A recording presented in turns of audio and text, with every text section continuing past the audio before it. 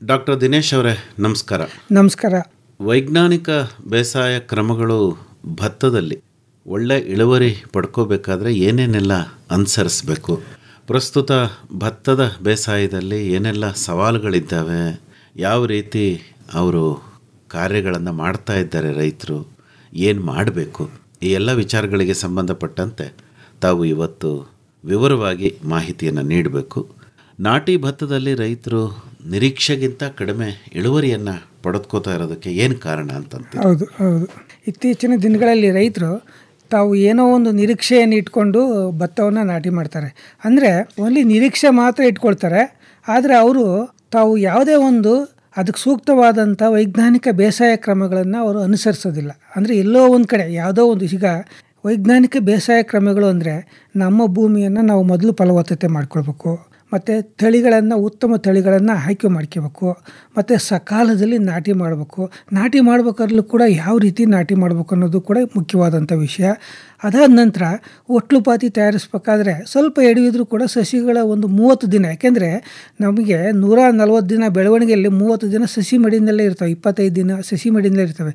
ಅವಾಗ ಸರಿಯಾಗಿ ನಿರ್ವಹಣೆ ಮಾಡಲಿಲ್ಲ ಅಂದರೆ ಆ ಒಂದು ಕಾಲದಲ್ಲಿ ಕೂಡ ಇಳುವರಿ ತೊಂದರೆ ಆಗುತ್ತೆ. ಮತ್ತು ಈ ಬಿತ್ತನೆ ಬೀಜ ಆಗಿರ್ಬೋದು, ಮತ್ತು ಇನ್ನಿತರ ನೀರು ನಿರ್ವಹಣೆ ಆಗಿರ್ಬೋದು, ಅಥವಾ ಈ ಏನು ಕಳೆನಾಶಕಗಳನ್ನು ಸರಿಯಾಗಿ ಬಳಸ್ತಾ ಇರ್ಬೋದು, ಇವೆಲ್ಲವೂ ಕೂಡ, ಮತ್ತು ಕೀಟ ರೋಗಗಳನ್ನು ಯಾವ ಸಂದರ್ಭದಲ್ಲಿ ನಾವು ಗಮನಿಸಬೇಕು, ಅವು ಯಾವಾಗ ಬರ್ತವೆ ಅನ್ನೋದನ್ನು ರೈತರು ಮನಗಾಡದೆ ಸುಮ್ಮನೆ ನಿರೀಕ್ಷೆಯನ್ನು ಇಟ್ಕೊಂಡು ಭತ್ತವನ್ನು ಬೆಳೆಯೋಕ್ಕೆ ಹೋದರೆ ಏನಾಗುತ್ತೆ, ಅವರು ನಿರೀಕ್ಷೆ ಮಾಡಿದಂಥ ಇಳುವರಿ ಇವತ್ತು ಬರ್ತಾಯಿಲ್ಲ, ಅದು ಕಡಿಮೆ ಆಗ್ತಾಯಿದೆ. ಸೊ ಈ ಎಲ್ಲ ಒಂದು ಪಾಯಿಂಟ್ಗಳನ್ನ ಗಮನದಲ್ಲಿ ಇಟ್ಕೊಂಡು ನಾವು ಏನೆಲ್ಲ ಕ್ರಮಗಳನ್ನು ಚಾಚೂ ತಪ್ಪದೆ ಮಾಡಿದ್ದೇ ಆದರೆ ನಿಜವಾಗ್ಲೂ ಅವ್ರು ಏನು ನಿರೀಕ್ಷೆ ಮಾಡ್ತಾರೋ ಅದನ್ನು ಇಳುವರಿ ಪಡಿಬೋದಾಗಿದೆ ಸರ್. ನಾಟಿ ಭತ್ತದಲ್ಲಿ ಮಣ್ಣಿನ ಫಲವತ್ತತೆಯನ್ನು ಉತ್ತಮಪಡಿಸ್ಕೊಳ್ಳೋದಕ್ಕೆ ಏನೇನು ಕ್ರಮಗಳನ್ನು ಅನುಸರಿಸಬೇಕು ಅಂತ? ಈಗ ನಾನು ಹೇಳಿದೆ, ಫಸ್ಟು ನಮ್ಮ ಭೂಮಿಯಿಂದ ಹೆಚ್ಚು ಇಳುವರಿ ಬರಬೇಕಂದ್ರೆ ನಮ್ಮ ಭೂಮಿ ಫಲವತ್ತತೆಯಿಂದ ಇರಬೇಕು. ಆ ಮಣ್ಣೇ ಫಲವತ್ತತೆ ಇಲ್ಲ ಅಂದರೆ ನಾವೇನೋ ಬೇರೆ ಕಡೆಯಿಂದ ಬೀಜ ತಂದು ಇನ್ನೇನೋ ಬರೀ ಗೊಬ್ಬರ ಹಾಕೋದ್ರ ಮುಖಾಂತರ ಬೆಳೆದ್ರೆ ಅದು ಇಳುವರಿ ಪಡೆಯೋದಕ್ಕೆ ಸಾಧ್ಯವಿಲ್ಲ. ಮಣ್ಣು ಮೊದಲು ಫಲವತ್ತತೆ ಮಾಡ್ಕೋಬೇಕು. ಹೇಗೆ ಮಾಡ್ಕೋಬೇಕು? ಈಗ ರೈತರು ಏನು ಮಾಡ್ತಾರೆ, ಪ್ರತಿ ವರ್ಷ ಭತ್ತನೇ ಹಾಕ್ತಾರೆ. ಈ ಒಂದು ಬೆಳೆ ಪರಿವರ್ತನೆಯನ್ನು ಮಾಡಬೇಕು ಭೂಮಿನಲ್ಲಿ. ಆವಾಗ ಏನಾಗುತ್ತೆ, ಈಗ ನಮಗೆ ಯಾವುದೋ ಒಂದು ಭತ್ತ ಆದರೆ ಕೇವಲ ಅದು 15 ಸೆಂಟಿಮೀಟ್ರ್ ಆಳದಲ್ಲಿ ಪೋಷಕಾಂಶವನ್ನು ಹೀರ್ಕೊಳ್ಳುತ್ತೆ, ಒಂದೇ ಥರ ಪೋಷಕಾಂಶವನ್ನು ಹೀರ್ಕೊಳ್ಳುತ್ತೆ. ಪ್ರತಿ ಸಾರಿ ಒಂದೇ ಥರ ಪೋಷಕಾಂಶವನ್ನು ಹೀರ್ಕೊಂಡಾಗ ಏನಾಗುತ್ತೆ, ಆ ಭೂಮಿ ಆ ಪದರಲ್ಲಿ ಬಂಜೆ ಆಗುತ್ತೆ. ಅದಕ್ಕೋಸ್ಕರ ಏನಾಗುತ್ತೆ, ಬೇರೆ ಬೆಳೆ, ಈಗ ಭತ್ತ ಆದಮೇಲೆ ನೀವು ಬೇಸಿಗೆನಲ್ಲಿ ರಾಗಿ ಹಾಕ್ಬೋದು, ಅಲಸಂದೆ ಹಾಕ್ಬೋದು.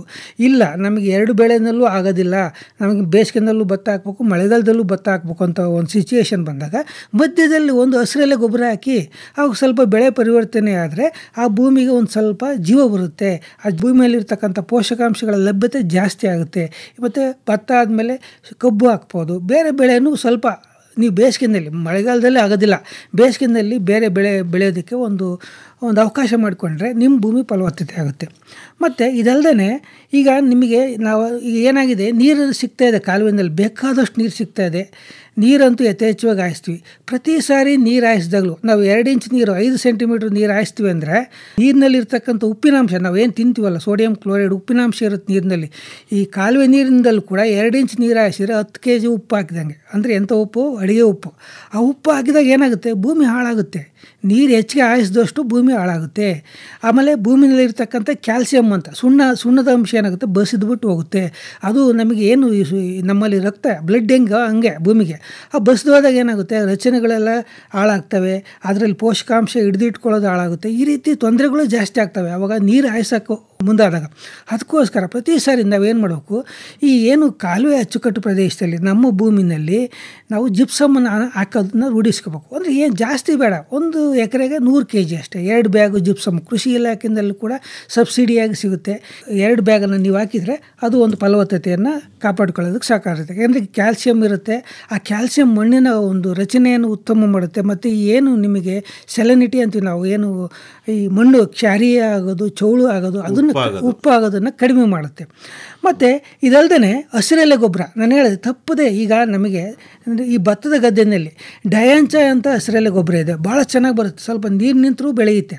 ಮತ್ತು ಈಗ ಆಫ್ ಸೆಣಬು ಅಂತಿದೆ, ಅದನ್ನು ಕೂಡ ನೀರು ಕಡಿಮೆ ಇದ್ರ ಕಡೆ ಹಾಕ್ಬೋದು.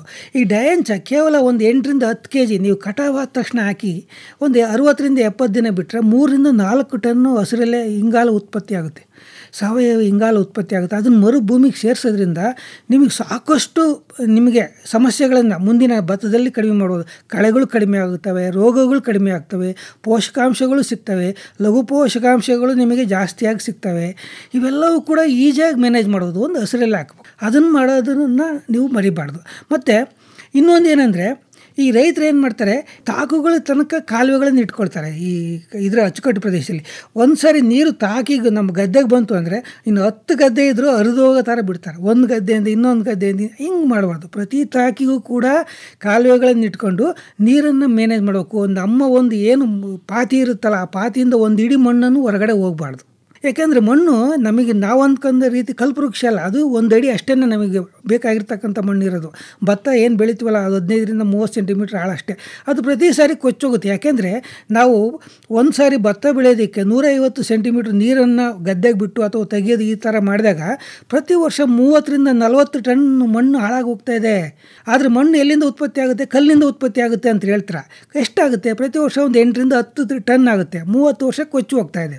ಇದೇ ರೀತಿ ಒಂದು 100 ವರ್ಷ 150 ವರ್ಷ ಕೊಚ್ಚು ಹೋದರೆ ನಮ್ಮ ಮೇಲ್ಗಡೆ ಇರೋ ಮಣ್ಣೆಲ್ಲ ಹೋದರೆ ಭತ್ತ ಎಲ್ಲಿ ಬೆಳೆಯುತ್ತೆ? ಬೆಳೆಯಲ್ಲ. ಅದಕ್ಕೋಸ್ಕರ ನಮ್ಮ ಭೂಮಿಯಿಂದ ಒಂದು ಇಡನು ಮಣ್ಣು ಹೋಗಬಾರ್ದು. ನಮ್ಮ ಕಾಲುವೆಗಳು ಪ್ರತಿ ಪ್ಲಾಟ್ಗೂ ಇರಬೇಕು. ಆ ರೀತಿ ನೀರು ಕಾಲುವೆಗಳನ್ನು ಮಾಡ್ಕೋಬೇಕಾಗುತ್ತೆ. ಮತ್ತು ಇದಲ್ಲದೆ ಅಚ್ಚುಕಟ್ಟು ಪ್ರದೇಶದಲ್ಲಿ ಇತ್ತೀಚಿನ ದಿನಗಳಲ್ಲಿ ಒಂದು 8 ರಿಂದ 10% ಈ ಕಾವೇರಿ ಅಚ್ಚುಕಟ್ಟು ಪ್ರದೇಶದಲ್ಲಾದರೆ, ಈ ತುಂಗಭದ್ರಾ ಅಚ್ಚುಕಟ್ಟು ಪ್ರದೇಶದಲ್ಲ 15 ರಿಂದ 20%. ಯಾಕೆಂದರೆ ಅಲ್ಲಿ ಸಮತಟ್ಟಾದ ಭೂಮಿ, ಇಲ್ಲಿ ಸ್ವಲ್ಪ ಇಳಿಜಾರು ಇರೋದ್ರಿಂದ ಕಡಿಮೆಯಾಗಿ ಲವಣಾಂಶಗಳು ಆಗ್ತಾಯಿದ್ದಾವೆ. ಏನಕ್ಕೆ ಅಂದರೆ ನೀರು ಬಸಿದು ಹೋಗ್ತಾ ಇಲ್ಲ. ಈಗ ಎಲ್ಲ ಪ್ರದೇಶದಲ್ಲ, ಎಲ್ಲ ಭೂಮಿಗೂ ಬೇಕಿಲ್ಲ. ಈಗ ಎಲ್ಲಿ ಮೇಡ್ನಲ್ಲಿರ್ತಕ್ಕಂಥ ಭೂಮಿಗೆ ನಮಗೆ ಬಸಿಗಾಲುವೆ ಬೇಕಿಲ್ಲ. ತಗ್ಗು ಪ್ರದೇಶದಲ್ಲಿ ನಿಮ್ಮ ಅಂತರ್ಜಲ ಮಟ್ಟ ಮಳೆಗಾಲದಲ್ಲಿ ಭೂಮಿ ಮೇಲ್ಭಾಗಕ್ಕೆ ಬರ್ತಾ ಇದೆ ಅಂದರೆ ಅಂಥ ಸಂದರ್ಭದಲ್ಲಿ ನೀವು ಬಸಿಗಾಲುವೆಗಳನ್ನು ನಿರ್ಮಾಣ ಮಾಡ್ಕೋಬೇಕು. ಬಸಿಗಾಲುವೆಗಳನ್ನು ನಿರ್ಮಾಣ ಮಾಡ್ಕೊಳ್ಳೋದ್ರಿಂದ ನೀರು ಭೂಮಿ ಮಟ್ಟ ಮೇಲ್ಮಟ್ಟಕ್ಕೆ ಬರೋದಿಲ್ಲ. ಸೋಡಿಯಂ ಏನು ಲವಣ ಅದು ಭೂಮಿ ಮೇಲ್ಭಾಗದಲ್ಲಿ ಅಕ್ಯುಮುಲೇಟ್ ಆಗೋದಿಲ್ಲ. ಹಾಗಾಗಿ ನಮ್ಮ ಭೂಮಿ ಈ ಚೌಳು ಭೂಮಿ ಆಗೋದನ್ನು ತಡೆಗಟ್ಬೋದು. ಬಸಿಗಾಲುವೆಯನ್ನು ನಿರ್ವಹಣೆ ಮಾಡ್ಕೋಬೇಕು. ಈ ಎಲ್ಲ ಕ್ರಮಗಳನ್ನು ಅನುಸರಿಸಿದ್ದೇ ಆದರೆ ನಿಮ್ಮ ಭೂಮಿ ಒಂದು ಫಲವತ್ತತೆಯಿಂದ ಕೂಡಿರುತ್ತೆ. ಈ ರೀತಿಯಾಗಿ ನೀವು ಭೂಮಿಯ ಒಂದು ಫಲವತ್ತತೆಯನ್ನು ಗೊಳಿಸಬೇಕಾಗುತ್ತೆ. ಈಗ ಭತ್ತದಲ್ಲಿ ಸುಮಾರು ಜನ ಸುಮಾರು ವಿಧದ ತಳಿಗಳನ್ನು ಆಯ್ಕೆ ಮಾಡ್ಕೋತಾರೆ. ಹೌದು ಹೌದು. ಈ ತಳಿಯ ಆಯ್ಕೆ ಮತ್ತೆ ಭೂಮಿಯ ಉಳುಮೆ ಹೌದು, ಒಂದಕ್ಕೊಂದು ಸಂಬಂಧ ಇದೆಯಾ? ಇದ್ರೆ ಈ ಭತ್ತದ ಬೇಸಾಯದಲ್ಲಿ ಇದನ್ನು ಯಾವ ರೀತಿ ನಿರ್ವಹಣೆ ಮಾಡಬೇಕು? ಬಹಳ ಮುಖ್ಯವಾದಂಥ ವಿಷಯ ಇದು. ಯಾಕೆಂದರೆ ತಳಿಗಳು ಅಂದ ತಕ್ಷಣ ರೈತರು ಅವರು ಯಾವುದೇ ಗಣನೆಗೆ ತೆಗೆದುಕೊಳ್ಳಲ್ಲ. ಈಗ ಕೆಲವ್ರು ಏನು ಮಾಡ್ತಾರೆ, ನೀರು ಜುಲೈನಲ್ಲಿ ಬಂತು ಆಗಸ್ಟ್ನಲ್ಲಿ ಬಂತು ಅಂತ ಹೇಳ್ಬಿಟ್ಟು ಅವರು ಏನು ಮಾಡ್ತಾರೆ, ದೀರ್ಘಾವಧಿ ತಳಿಗಳನ್ನು ಹಾಕ್ತಾರೆ. ಆ ದೀರ್ಘಾವಧಿ ತಳಿಗಳನ್ನು ಹಾಕಿದಾಗ ಏನಾಗುತ್ತೆ, ಅದು ನವಂಬರ್ ಡಿಸೆಂಬರಲ್ಲಿ ಚಳಿಗೆ ಸಿಕ್ಬಿಟ್ಟು ತೆನೆ ಹೊರಗೆ ಬರೋದಿಲ್ಲ, ಕಾಳು ಜಳ್ಳಾಗ್ತವೆ. ಎಲ್ಲ ದೀರ್ಘಾವಧಿ ತಳಿಗಳು ಕೂಡ ಅದು ಚಳಿ ಬೀಳೋದಕ್ಕಿಂತ ಮುಂಚೆನೇ ತೆನೆ ಹೊರಗೆ ಬಂದ್ಬಿಟ್ಟು ಕಾಳನ್ನು ಬಲಿಬೇಕು. ಅಂಥ ಒಂದು ನಾವು ತಳಿಗಳನ್ನು ಆಯ್ಕೆ ಮಾಡ್ಕೋಬೇಕು. ಅಂದರೆ ನಾವು ಯಾವಾಗಲೂ ತಳಿ ಆಯ್ಕೆ ಮಾಡ್ಕೊಳೋದು ಹೆಂಗಿರ್ಬೇಕಂದ್ರೆ, ಈಗ ನಮ್ಮ ಬಿತ್ತನೆ ನಮ್ಮದು ಜುಲೈ 15 ಒಳಗಡೆ ಮುಂಚೆನೇ ಮುಗಿದೋಯ್ತು ಅಂದರೆ, 15ಕ್ಕಿಂತ ಮುಂಚೆ ಮುಗಿದೋಯ್ತು ಅಂದರೆ ದೀರ್ಘಾವಧಿ ತಳಿಗಳು ಮಾಡ್ಕೋಬೇಕು. ದೀರ್ಘಾವಧಿ ಅಂದ್ರೇನು? 140 ರಿಂದ 150 ದಿನದ ತಳಿಗಳನ್ನು ಆಯ್ಕೆ ಮಾಡ್ಕೋಬೇಕು. ಆಲ್ವೇಸ್ ದೀರ್ಘಾವಧಿ ತಳಿಗಳನ್ನು ಆಯ್ಕೆ ಮಾಡ್ಕೊಂಡ್ರೆ ಒಳ್ಳೆ ಇಳುವರಿ ಬರುತ್ತೆ ನಮಗೆ. ಈಗ ನಮ್ಮದು ಇಲ್ಲ, ಇನ್ನೂ ತಡವಾಯಿತು ಸೀಸನ್ನು, ಜುಲೈ 15 ರಿಂದ ಆಗಸ್ಟ್ ಕೊನೆವರೆಗೂ ಹೋಯಿತು ನಮ್ಮ ಬಿತ್ತನೆ ಸಮಯ. ಆವಾಗ ಏನು ಮಾಡಬೇಕು, ಮಧ್ಯಮಾವಧಿ ತಳಿಗಳನ್ನು ಆಯ್ಕೆ ಮಾಡಬೇಕು. ಮಧ್ಯಮಾವಧಿ ತಳಿಗಳು ಕೂಡ 130 ರಿಂದ 140 ದಿನ ಕಾಲಾವಧಿ ಇರುತ್ತೆ. ಇವುಗಳಲ್ಲೂ ಕೂಡ ಉತ್ತಮ ಇಳುವರಿ ಪಡಿಬೋದು. ಈ ತಳಿಗಳಲ್ಲೂ ಕೂಡ ಒಂದು ಒಳ್ಳೆ ಇಳುವರಿ ಬರೋ ಒಂದು ಸಂದರ್ಭ ಇರುತ್ತೆ. ಇದಲ್ಲದೆ ಅಲ್ಪಾವಧಿ ತಳಿಗಳಂತ ಕೇವಲ ಅವು 100 ರಿಂದ 110 ದಿನದಲ್ಲೇ ಅವು ಮೆಚುರಿಟಿ ಅರೆಸ್ಟ್ ಮಾಡ್ಬೋದು. ಇಂಥ ಒಂದು ತಳಿಗಳು ಏನಂದರೆ ಆಗಸ್ಟ್ 1 ರಿಂದ ಆಗಸ್ಟ್ 15 ನಾವು ಬಿತ್ತನೆ ಮಾಡ್ತೀವಿ ಅಂದರೆ ಈ ತಳಿಗಳನ್ನು ಆಯ್ಕೆ ಮಾಡ್ಕೋಬೇಕು. ನೀವು ಯಾವಾಗಲೂ ತಿಳ್ಕೊಳ್ಳಿ, ಅಲ್ಪಾವಧಿ ತಳಿಗಳಲ್ಲಿ ಇಳುವರಿ ಕಡಿಮೆ ಇರುತ್ತೆ, ಮಧ್ಯಮಾವಧಿ ಮತ್ತು ದೀರ್ಘಾವಧಿ ತಳಿಗಳಲ್ಲಿ ಇಳುವರಿ ಜಾಸ್ತಿ ಇರುತ್ತೆ. ಇದು ಒಂದು ನೀವು ತಿಳ್ಕೊಳ್ಬೇಕಾಗಿರ್ತಕ್ಕಂಥ ವಿಷಯ. ಇದಲ್ಲದೆ ನೀವು ಯಾವಾಗಲೇ ಬೆಳೀರಿ, ಈ ಒಂದು ಸೀಸನ್ನಲ್ಲಿ ಈಗ ಜುಲೈ 1 ರಿಂದ ಜುಲೈ ಕೊನೆವರೆಗೆ ಬೇಗ ಬಿತ್ತನೆ ಮಾಡಿದರೆ ಜಾಸ್ತಿ ಇಳುವರಿ ಬರುತ್ತೆ. ಆ ಸೀಸನ್ ಅದಕ್ಕೆ ಭಾಳ ಫೇವರಬಲ್ ಇರುತ್ತೆ. ತಡವಾದಂಗೆಲ್ಲ ಇಳುವರಿ ಕಡಿಮೆ ಆಗುತ್ತೆ. ಏನಕ್ಕೆ ಅಂದರೆ ಶಾರ್ಟ್ ಡೇಸ್ ಬರುತ್ತೆ ಮುಂದೆ. ಅಕ್ಟೋಬರ್ ಆದಮೇಲೆ ಶಾರ್ಟ್ ಡೇಸ್ ಬಂದ್ಬಿಟ್ಟು ಅದು ಒಂದು ಇಳುವರಿ ಕಡಿಮೆ ಆಗೋದಕ್ಕೆ ಭತ್ತದಲ್ಲಿ ಕಾರಣವಾಗುತ್ತೆ. ಅದಕ್ಕೋಸ್ಕರನೇ ನೀವು ಎಷ್ಟು ಸಾಧ್ಯನೋ ಅಷ್ಟು ಬೇಗ ಬಿತ್ತನೆ ಮಾಡೋದ್ರಿಂದ ಒಂದು ಇಳುವರಿ ಒಳ್ಳೆ ಇಳುವರಿ ಬರಬೇಕಂದ್ರೆ ನಿಮಗೆ ಜುಲೈ 15 ಈಗ ಮಧ್ಯಮಾವಧಿ ತಳಿಗಳು ಭಾಳ ಚೆನ್ನಾಗಿ ಇಳುವರಿ ತೆಗಿಬೇಕು, ನಾನು 30 ಕ್ವಿಂಟಲ್ 35 ಕ್ವಿಂಟಲ್ ತೆಗಿಬೇಕಂದ್ರೆ ಜುಲೈ 15ಗೆ ನೀವು ಒಟ್ಲುಪಾತಿ ಹಾಕೊಂಡ್ರೆ ಒಳ್ಳೆ ಇಳುವರಿ ಬರುತ್ತೆ. ಅದೇ ದೀರ್ಘಾವಧಿ ತಳಿಗಳನ್ನು ಜುಲೈ 1ಗೆ ಹಾಕಿದ್ರೆ ಒಂದು ಒಳ್ಳೆ ಇಳುವರಿ ಬರುತ್ತೆ. ಅದೇ ಈ ಏನು ಅಲ್ಪಾವಧಿ ತಳಿಗಳನ್ನು ನಾವು ಜುಲೈ ಎಂಡ್ ಅಥವಾ ಆಗಸ್ಟ್ 1 ಹಾಕೊಂಡ್ರೆ ಒಳ್ಳೆ ಇಳುವರಿ ಬರುತ್ತೆ. ಈ ರೀತಿಯಾಗಿ ನಮಗೆ ತಳಿಗಳನ್ನು ಆಯ್ಕೆ ಮಾಡ್ಕೋಬೇಕು. ನಾವು ಯಾವಾಗ ಬಿತ್ತನೆ ಮಾಡ್ತೀವೋ ಅದಕ್ಕೆ ಸಂದರ್ಭಕ್ಕೆ ಅನುಸಾರವಾಗಿ ತಳಿಗಳನ್ನು ಆಯ್ಕೆ ಮಾಡ್ಕೋಬೇಕಾಗುತ್ತೆ. ಸೊ ಹಿಂಗೆ ತಳಿಗಳನ್ನು ಆಯ್ಕೆ ಮಾಡ್ಕೊಂಡ್ರೆ ನಾವು ಇಳುವರಿ ಪಡೆಯೋದಕ್ಕೆ ಸಾಧ್ಯ, ಇಲ್ಲ ಅಂದರೆ ಬರೋದಿಲ್ಲ ಇಳುವರಿ. ಇದಲ್ಲದೆ ಇನ್ನೊಂದು ಕ್ವಶನ್ ಕೇಳಿರಿ ಸರ್ ನೀವು, ಭೂಮಿ ಉಳುಮೆ ಹೇಗೆ ಮಾಡ್ಬೇಕು ಅಂತ. ಈಗ ರೈತರು ಏನು ಅಂದ್ಕೊಂಡ್ರೆ ಅಂದರೆ ಈ ಟ್ಯಾಕ್ಟ್ರ್ ಇದೆ, ಇನ್ನೇನು ಇದ್ದಾವೆ, ಏನು 1-2 ಗಂಟೆ 1 ಎಕರೆ ಹೊಡ್ಕೊಂಬಂದ್ಬಿಡ್ತಾರೆ. ಹಂಗಾಗಿ 3 ಸಾರಿ ಉಳುಮೆ ಮಾಡೋದು, 4 ಸಾರಿ ಉಳುಮೆ ಮಾಡೋದು, ಅಥವಾ ಈ ಕೆಸರು ಉಳುಮೆನಂತೂ ಇನ್ನೂ 1 ತಿಂಗಳು, ಇನ್ನೂ ಒಟ್ಲುಪಾತಿ ಇವತ್ತು ಹಾಕಿರ್ತಾರೆ, ಇವತ್ತಲೇ ಕೆಸರು ಉಳುಮೆ ಮಾಡಿ ನೀರು ನಿಲ್ಲಿಸ್ತಾರೆ. ಈ ರೀತಿ ಎಲ್ಲ ಉಳುಮೆ ಮಾಡೋದು ಭೂಮಿಗೂ ಕೂಡ ಹೆಚ್ಚಿಗೆ ಉಳುಮೆ ಮಾಡಿದಷ್ಟು ಅದು ಫಲವತ್ತತೆ ಕಡಿಮೆ ಆಗುತ್ತೆ. ಅದರಲ್ಲಿರುವ ಸಾವಯವ ಇಂಗಾಲ ಕರಗಿಬಿಟ್ಟು ಆವಿಯಾಗಿ ಹೋಗುತ್ತೆ, ಮಣ್ಣಿನ ರಚನೆಗಳು ಹಾಳಾಗ್ತವೆ. ಅದಕ್ಕೋಸ್ಕರನೇ ಭೂಮಿ ಹೇಗೆ ಉಳುಮೆ ಮಾಡ್ಬೇಕಂದ್ರೆ ಭತ್ತ ಕಟಾವಾದ ನಂತರ 1 ಸಾರಿ ಒಣ ಉಳುಮೆ ಮಾಡಬೇಕು. ಏತಕ್ಕೆ ಅಂದರೆ ಆ ಕೂಳೆಗಳಿರ್ತವೆ, ಅದ್ರ ಮೇಲೆ ಕಸ ಕಡ್ಡಿ ಇರುತ್ತೆ, ಅದು ಮಣ್ಣಿಗೆ ಸೇರೋದಕ್ಕೆ 1 ಸಾರಿ ಒಣ ಉಳುಮೆ ಮಾಡಬೇಕು. ಆನಂತರ ಹೆಚ್ಚಿಗೆ ಉಳುಮೆ ಮಾಡೋಕ್ಕೆ ಹೋಗ್ಬಾರ್ದು. ನೀರು ಬಿಟ್ಟ ನಂತರ ನೀವು ನೀರು ನಿಲ್ಸ್ಕೊಂಡು ಡೈರೆಕ್ಟ್ ಕೆಸರು ಉಳುಮೆ ಮಾಡಿ 1 ಸಾರಿ, 1 ಅಥವಾ 2 ಸಾರಿ ನಿಮಗೆ ಏನು ಕಸ ಕಡ್ಡಿ ಎಲ್ಲ ಮಣ್ಣಲ್ಲಿ ಸೇರೋ ಥರ ಕೆಸರು ಉಳುಮೆ ಮಾಡಿ, ಆನಂತರ ಅಲ್ಲಿಗೆಯಿಂದ ಲೆವೆಲ್ ಮಾಡ್ಕೊಂಡು ನೇರವಾಗಿ ನಾಟಿ ಮಾಡಿ. ಆವಾಗ ನಿಮಗೆ ನಾಟಿ ಭಾಳ ಚೆನ್ನಾಗಿ ಬರುತ್ತೆ. ನೀವು ಕೊಳೆ ಹಾಕ್ತೀರಾ, ಇನ್ನೇನೋ ಮಾಡ್ತೀರಾ, ಅವೆಲ್ಲ ಏನಾಗುತ್ತೆ, ನಿಮಗೆ ಚೆನ್ನಾಗಿ ಕಾಣುತ್ತೆ ಭೂಮಿ, ಆದರೆ ಭತ್ತದ ಸಸಿಗಳಿಗೆ ಚೆನ್ನಾಗಾಗೋದಿಲ್ಲ ಅದು. ಅಂದರೆ ಈಗ ಕೆಲವರು ಹಸಿರಲ್ಲೇ ಬಿತ್ತಿದ್ರೆ ಏನು ಮಾಡಬೇಕು? ಈಗ ಹಸಿರಲ್ಲೇ ಬಿತ್ತಿದ್ರೆ 1 ಸಾರಿ ಒಣ ಉಳುಮೆ ಮಾಡ್ತಾರಲ್ವಾ, ಒಣ ಉಳುಮೆ ಒಂದು 15 ದಿನ ಮುಂಚೆ 1 ಸಾರಿ ಮಾಡಿದ್ರೆ ಸಾಕು. 15 ದಿನ ನಂತರ ನೀರು ನಿಲ್ಸ್ಕೊಂಡು ಕೆಸರು ಉಳುಮೆ ಮಾಡಿದರೆ 80 to 90% ಹಸಿರಲ್ಲೂ ಕೂಡ ಅದು ಎಲ್ಲ ಕರಗಿ ಹೋಗ್ಬಿಡುತ್ತೆ. ಸೊ ಅದು ಇನ್ನೂ ಒಂದು ಸ್ವಲ್ಪ ಕಡ್ಡಿ ಇದ್ರೂ ಏನು ತೊಂದರೆ ಇಲ್ಲ, ಅದು ಕೊಳೆತ ನಂತರ ಕೊಳೆತು ಆಮ್ಲಗಳು ಬಿಡುಗಡೆ ಆಗ್ತಾವಲ್ಲ, ಅವು ಕೂಡ ನೆಕ್ಸ್ಟು ಭತ್ತಕ್ಕೆ ಅನುಕೂಲ ಆಗುತ್ತೆ. ಅಲ್ಲ, ಈ ಗೊಬ್ಬರದ ಬೀಜ ಬಿತ್ತನೆ ಮಾಡುವಾಗ ಏನು ಉಳುಮೆ ಮಾಡಬೇಕಾದ ಅಗತ್ಯ ಇಲ್ವಾ? ಹಸಿರಲ್ಲೇ ಗೊಬ್ಬರ ಬೀಜ ಮಾಡ್ಬೇಕಾದ್ರೆ 1 ಸಾರಿ ಉಳುಮೆ ಮಾಡಿ ಹಾಕಿರ್ತೀರ. ನೆಕ್ಸ್ಟು ನೀವು ನಾಟಿ ಮಾಡೋದಕ್ಕಿಂತ ಮುಂಚೆ 15 ದಿನ ಮುಂಚೆ ಆವಾಗ ಮಣ್ಣಿಗೆ ಸೇರಿಸ್ಬೇಕಾದ್ರೆ 1 ಸಾರಿ ಒಣ ಉಳುಮೆ ಮಾಡಿ, ನಂತರ 1 ಕೆಸರು ಉಳುಮೆ ಮಾಡಿ, ಆನಂತರ ಅಲ್ಲಿಗೆ ಹೊಡೆದು ಲೆವೆಲ್ ಮಾಡಿ ನಾಟಿ ಮಾಡಬೇಕು. ಇದು ಸಾಕು. ಜಾಸ್ತಿ ಉಳುಮೆ ಮಾಡಿದಷ್ಟು ರಚನೆಗಳು ಹಾಳಾಗ್ತವೆ, ಪೋಷಕಾಂಶಗಳು ನೀರಿಗೆ ಸೇರಿಬಿಟ್ಟು ಬಸಿದ್ಬಿಟ್ಟು ಬೇರೆ ಕಡೆಗೆ ಹೋಗ್ತವೆ. ಈಗ ನಾನು ಭತ್ತದ ಬೇರು ಇರೋದು ಆಳ 15 ಸೆಂಟಿಮೀಟ್ರ್. ಈಗ 15 ಸೆಂಟಿಮೀಟ್ರ್ ಆಳ ಇರಬೇಕಾದ್ರೆ ನಾವು 1 ಅಡಿ ನೀರನ್ನು ಒಂದು 15 ದಿನ ನಿಲ್ಲಿಸಿದ್ರೆ ನೀರೇನಾಗುತ್ತೆ, ಕೆಳಗಡೆ ಬಸ್ದೋಗುತ್ತೆ. ನೀರು ಒಂದೇ ಬಸ್ದೋಗಲ್ಲ, ನೀರಿನ ಜೊತೆಗೆ ಪೋಷಕಾಂಶಗಳು ಎಲ್ಲವೂ ಕೂಡ ಬಸ್ದು ಕೆಳಗಡೆ ತಳಕ್ಕೆ ಹೋಗ್ತವೆ. ಅವು ನಮ್ಮ ಭತ್ತದ ಬೇರಿಗೆ ಸಿಗೋದಿಲ್ಲ, ನಂತರ ಸುಮ್ಮನೆ ವೇಸ್ಟ್ ಅದು. ಹಾಗೆಲ್ಲ ಮಾಡಬಾರ್ದು. ಎಷ್ಟು ನೀಬೇಕು ಅಷ್ಟು ನೀರು ಹಾಯಿಸ್ಕೋಬೇಕು, ಅಷ್ಟನ್ನೇ ಉಳುಮೆ ಮಾಡ್ಕೊಂಡು ನಾಟಿ ಮಾಡೋದು ಸೂಕ್ತ. ಈಗ ಬಿತ್ತನೆ ಬೀಜದ ಪ್ರಮಾಣ, ಈಗ ಬೀಜದ ಪ್ರಮಾಣ ಅಂದ ತಕ್ಷಣ ನಮ್ಮಲ್ಲಿ ಈಗ ದಪ್ಪ ಮಧ್ಯಮ ಕಾಳಿನ ಇವು ಮತ್ತು ಸಣ್ಣ ಕಾಳು ಅಂತೀವಿ. ಈ ದಪ್ಪ ಕಾಳು ಆದರೆ ನಮಗೆ ನಾಟಿ ಭತ್ತಕ್ಕೆ 25 kg 1 ಎಕರೆ ಬೇಕಾಗುತ್ತೆ. ಮಧ್ಯಮ ಕಾಳು, ಈ ದಪ್ಪ ಅಂದ ತಕ್ಷಣ ನಾವು ಜೆ ಆಗಿರ್ಬೋದು, BR 2655 ಆಗಿರ್ಬೋದು, ಅವೆಲ್ಲ ದಪ್ಪ ಅಂಥದ್ದು 20 kg ಬೇಕಾಗುತ್ತೆ. ಮಧ್ಯಮ ಕಾಳು ಆದರೆ ನಮಗೆ IR 64 ಅಂಥದ್ದೆಲ್ಲ 20 kg ಬೇಕಾಗುತ್ತೆ. ಸಣ್ಣ ಕಾಳು ಭತ್ತ ಆದರೆ 15 kg ಬೇಕಾಗುತ್ತೆ. ನಾವು ಅಲ್ಲಿ 25 kg ಬೇಕಾಗೋದಿಲ್ಲ. ಈಗ RNR ಆಗಿರ್ಬೋದು, ಗಂಗಾವತಿ ಸೋನಾ ಆಗಿರ್ಬೋದು, BPT 5204 ಆಗಿರ್ಬೋದು, ಅಂಥದಕ್ಕೆಲ್ಲ 15 kg ಬೀಜ 1 ಎಕರೆಗೆ ಸಾಕಾಗುತ್ತೆ. ಈ ರೀತಿಯಾಗಿ ನಾವು ಬೀಜವನ್ನು ತೆಗೆದುಕೊಳ್ಬೇಕಾಗುತ್ತೆ. ಈಗ ಒಟ್ಲುಪಾತಿಗೆ ಬಂದರೆ ಎಷ್ಟು ಏರಿಯಾದಲ್ಲಿ ಈ ಕೆಲವ್ರು ಏನು ಮಾಡ್ತಾರೆ, 1 ಗುಂಟೆ ಪ್ರದೇಶದಲ್ಲಿ 25 kg ಬೀಜನೂ ಹಾಕ್ಬಿಡ್ತಾರೆ, ಯಾಕಂದರೆ ಕಳೆ ಬರಬಾರ್ದು ಅಂತ. ಅಲ್ಲ, ಹಾಕ್ಬೋದು, ಇದು ಬರುತ್ತೆ, ಆದರೆ ಅಟ್ಲೀಸ್ಟ್ ಮಿನಿಮಮ್ 2 ಗುಂಟೆ ಪ್ರದೇಶ ಬೇಕಾಗುತ್ತೆ 1 ಎಕರೆಗೆ. 3 ಗುಂಟೆಯನ್ನೆಲ್ಲ ಹಾಕಿದ್ರೆ ಇನ್ನೂ ಉತ್ತಮ. ಕೆಲವರು ಏನು ಮಾಡ್ತಾರೆ, ಕಳೆ ಜಾಸ್ತಿ ಬರ್ತಾವೆ ಅಂತ ಹೇಳ್ಬಿಟ್ಟು 1 ಗುಂಟೆ ಪ್ರದೇಶದಲ್ಲಿ 25 kg ಬೀಜನೂ ಹಾಕ್ಬಿಟ್ಟು ಒತ್ತಾಗಿ ಬೆಳೆದು ಅಂಥ ಸಸಿಗಳನ್ನು ನಾಟಿ ಮಾಡ್ತಾರೆ. ಅವಾಗ ಏನಾಗುತ್ತೆ, ಕೀಳಬೇಕಾದ್ರೆ ಬೇರೆ ರೀತಿ ಆ ಸಸಿಗಳನ್ನು ನಾಟಿ ಅಲ್ಲಿ ಮೇಯ್ನ್ ಮುಖ್ಯ ಭೂಮಿನಲ್ಲಿ ನಾಟಿ ಮಾಡಿದಾಗ ಭಾಳಷ್ಟು ತೊಂದರೆ ಆಗುತ್ತೆ. ಅದಕ್ಕೋಸ್ಕರ ಏನು ಮಾಡಬೇಕು, ನೀವು ಅಟ್ಲೀಸ್ಟ್ ಮಿನಿಮಮ್ 2 ಗುಂಟೆ ಪ್ರದೇಶ, ಈಗ ನಿಮಗೆ 25 ಅಡಿ ಉದ್ದ, ಒಂದು 4 ಅಡಿ ಆಗಲ್ಲ, 4 ಇಂಚ್ ಎತ್ತರದ ಸಸಿ ಮಡಿಗಳನ್ನು ಮಾಡ್ಕೋಬೇಕಾಗುತ್ತೆ. ಯಾಕೆಂದರೆ ಇನ್ನೂ ಕೆಲವರು ಏನು ಮಾಡ್ತಾರೆ ಅಂದರೆ, ಸಸಿ ಮಡಿ ಮಾಡ್ಬೇಕಾದ್ರೆ ಎತ್ತರಿಸಿದ ಸಸಿ ಮಡಿ ಮಾಡೋದಿಲ್ಲ. 4 ಇಂಚ್ ಎತ್ತರ ಅಂದರೆ 4 ಅಡಿ ಅಗಲದಲ್ಲಿ ಮಣ್ಣನ್ನು ತೆಗೆದುಬಿಟ್ಟು ಎತ್ತರ ಮಾಡ್ಕೋಬೇಕಾಗುತ್ತೆ. ಆ ಸಸಿ ಮಡಿ ಎತ್ತರದ ಮಾಡ್ಕೊಂಡಿಲ್ಲ ಅಂದರೆ ಈ ಮೊಳಕೆ ಆಗದೆ ಎಲ್ಲರೂ ಅವ್ರ ಜೋಗು ಪ್ರದೇಶ ಅಥವಾ ನೀರು ಜಾಸ್ತಿ ನಿಲ್ಲುತ್ತೆ ಅಂದರೆ ಮೊಳಕೆನೇ ಬರೋದಿಲ್ಲ ಸರಿಯಾಗಿ.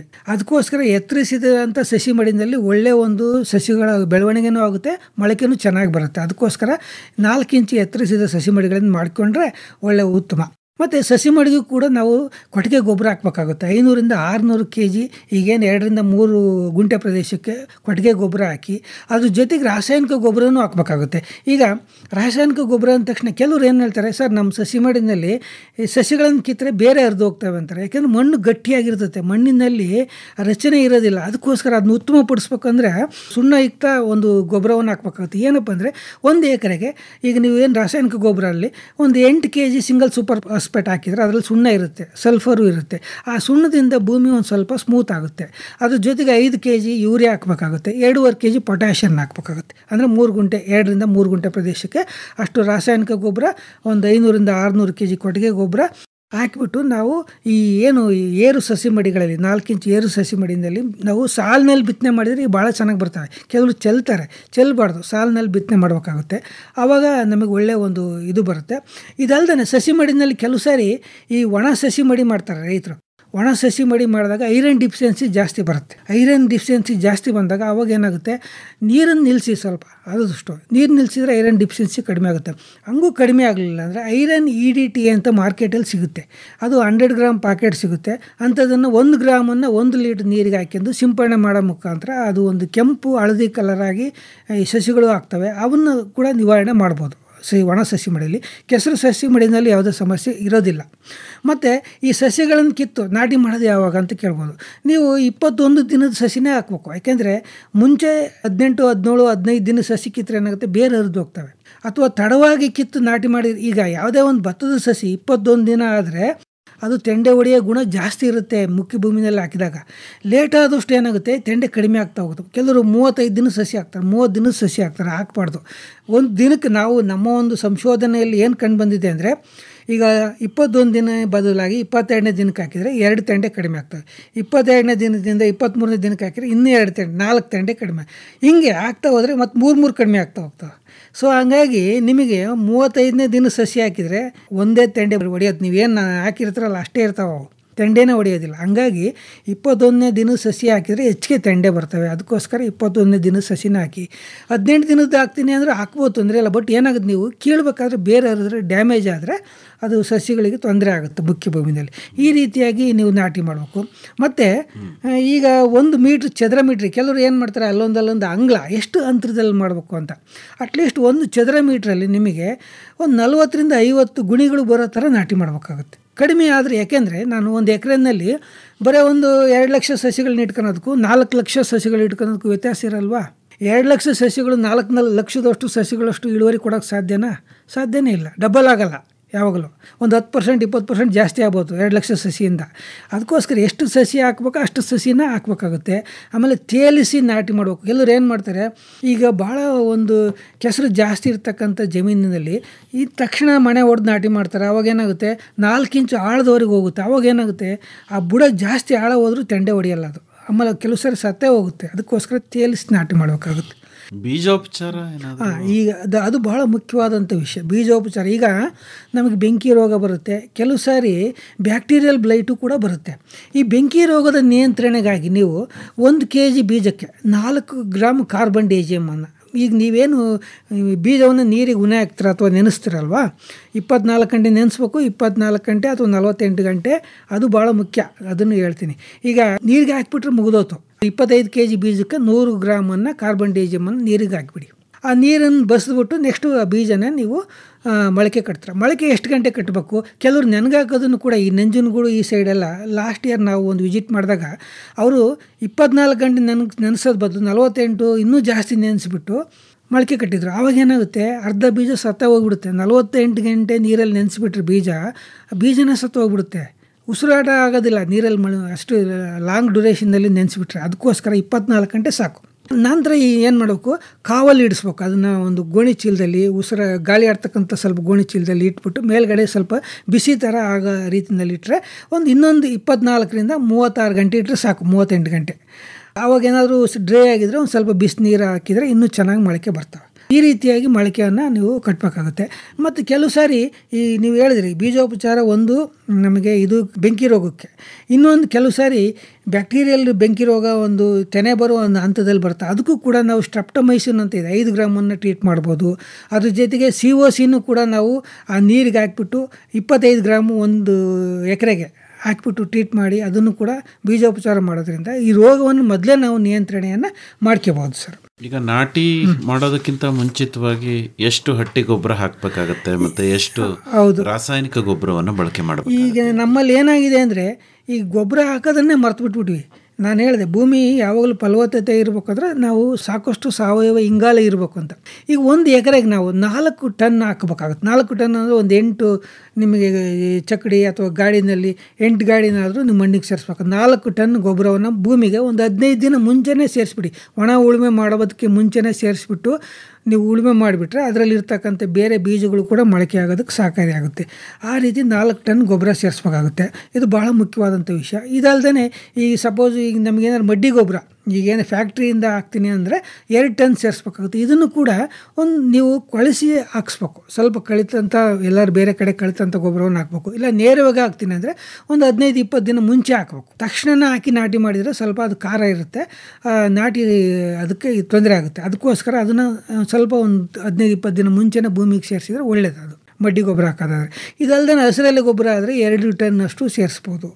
ಈ ರೀತಿಯಾಗಿ ಗೊಬ್ಬರವನ್ನು ಹಾಕಿ ನೀವು ನಾಟಿ ಮಾಡೋದ್ರಿಂದ ನಿಮಗೆ ಭಾಳಷ್ಟು ಇದಾಗುತ್ತೆ. ಮತ್ತು ಈಗ ರಾಸಾಯನಿಕ ಗೊಬ್ಬರಕ್ಕೆ ಬಂದರೆ ನಾಟಿ ಭತ್ತಕ್ಕೆ ರಾಸಾಯನಿಕ ಗೊಬ್ಬರ ಅಂದ ತಕ್ಷಣವೇ ಕೆಲವರೆಲ್ಲ ಈಗ ಏನೋ ಒಂದು ಇವತ್ತು ಭಾಳ ನಿಮಗೆ ದುಡ್ಡು ಇಂಪಾರ್ಟೆಂಟು. ಈಗ ಯಾವುದೋ ಒಂದು ಕಾಂಪ್ಲೆಕ್ಸ್ ಗೊಬ್ಬರ 1800-2000 ರೂಪಾಯಿ ಒಂದು ಮೂಟೆ ಇರುತ್ತೆ, ಅದು ಚೆನ್ನಾಗಿದೆ, ರೇಟ್ ಇದೆ, ತಗೊಂಡೋಗಿ ಅಂತ ಕೊಟ್ಬಿಡ್ತಾರೆ. ಅಥವಾ ಅವನಿಗೆ ಮೂವ್ ಮಾಡಬೇಕಾಗಿರುತ್ತೆ. ಅದಲ್ಲ, ನೀವು ಯಾವ ಗೊಬ್ಬರ ಹಾಕಬೇಕು, ಎಷ್ಟು ಪ್ರಮಾಣದಲ್ಲಿ ಹಾಕಬೇಕು ಅಂತ ಮೊದಲೇ ನೀವು ಇಲ್ಲ ವಿಜ್ಞಾನಿಗಳನ್ನು ಕೇಳಿ ಅಥವಾ ನಮ್ಮ ಒಂದು ಕೃಷಿ ವಿಶ್ವವಿದ್ಯಾಲಯದ ವಲಯ ಕೃಷಿ ಸಂಶೋಧನೆ ವಿಜ್ಞಾನಕ್ಕೆ ಬನ್ನಿ ಅಥವಾ ಕೃಷಿ ಇಲಾಖೆಯಲ್ಲಿ ನೀವು ನೇರ ಸಂಪರ್ಕ ಮಾಡಿ ಎಷ್ಟು ಗೊಬ್ಬರ ಹಾಕಬೇಕು ಅನ್ನೋದನ್ನು ತಿಳ್ಕೊಳ್ಳಿ ಫಸ್ಟು.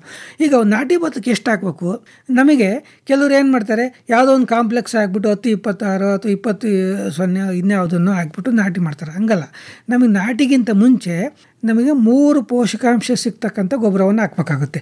ಈಗ ಮೊದಲನೇದಾಗಿ ನಮಗೆ 1 ಎಕರೆಗೆ ಈಗ ಮಳೆಗಾಲದಲ್ಲಿ ಬೆಳೆಗೆ 1 ಎಕರೆಗೆ 50 kg ಯೂರಿಯಾ ಬೇಕಾಗುತ್ತೆ. ನಾಟಿಗಿಂತ ಮುಂಚೆ ಭತ್ತಕ್ಕೆ 50 kg urea, 150 kg single super phosphate ಅಂತ. ನಾನು ಯಾಕೆ ಸಿಂಗಲ್ ಸೂಪರ್ ಫಾಸ್ಫೇಟನ್ನು ಹೇಳ್ತೀನಿ ಅಂದರೆ ಇಲ್ಲಿ ಅದರಲ್ಲಿ ಕ್ಯಾಲ್ಸಿಯಮ್ ಮತ್ತು ಸಲ್ಫರ್ ಇರುತ್ತೆ, ಇನ್ನೂ 2 ಪೋಷಕಾಂಶಗಳು ಇರ್ತವೆ, ಜೊತೆಗೆ ರಂಜಕನೂ ಇರುತ್ತೆ.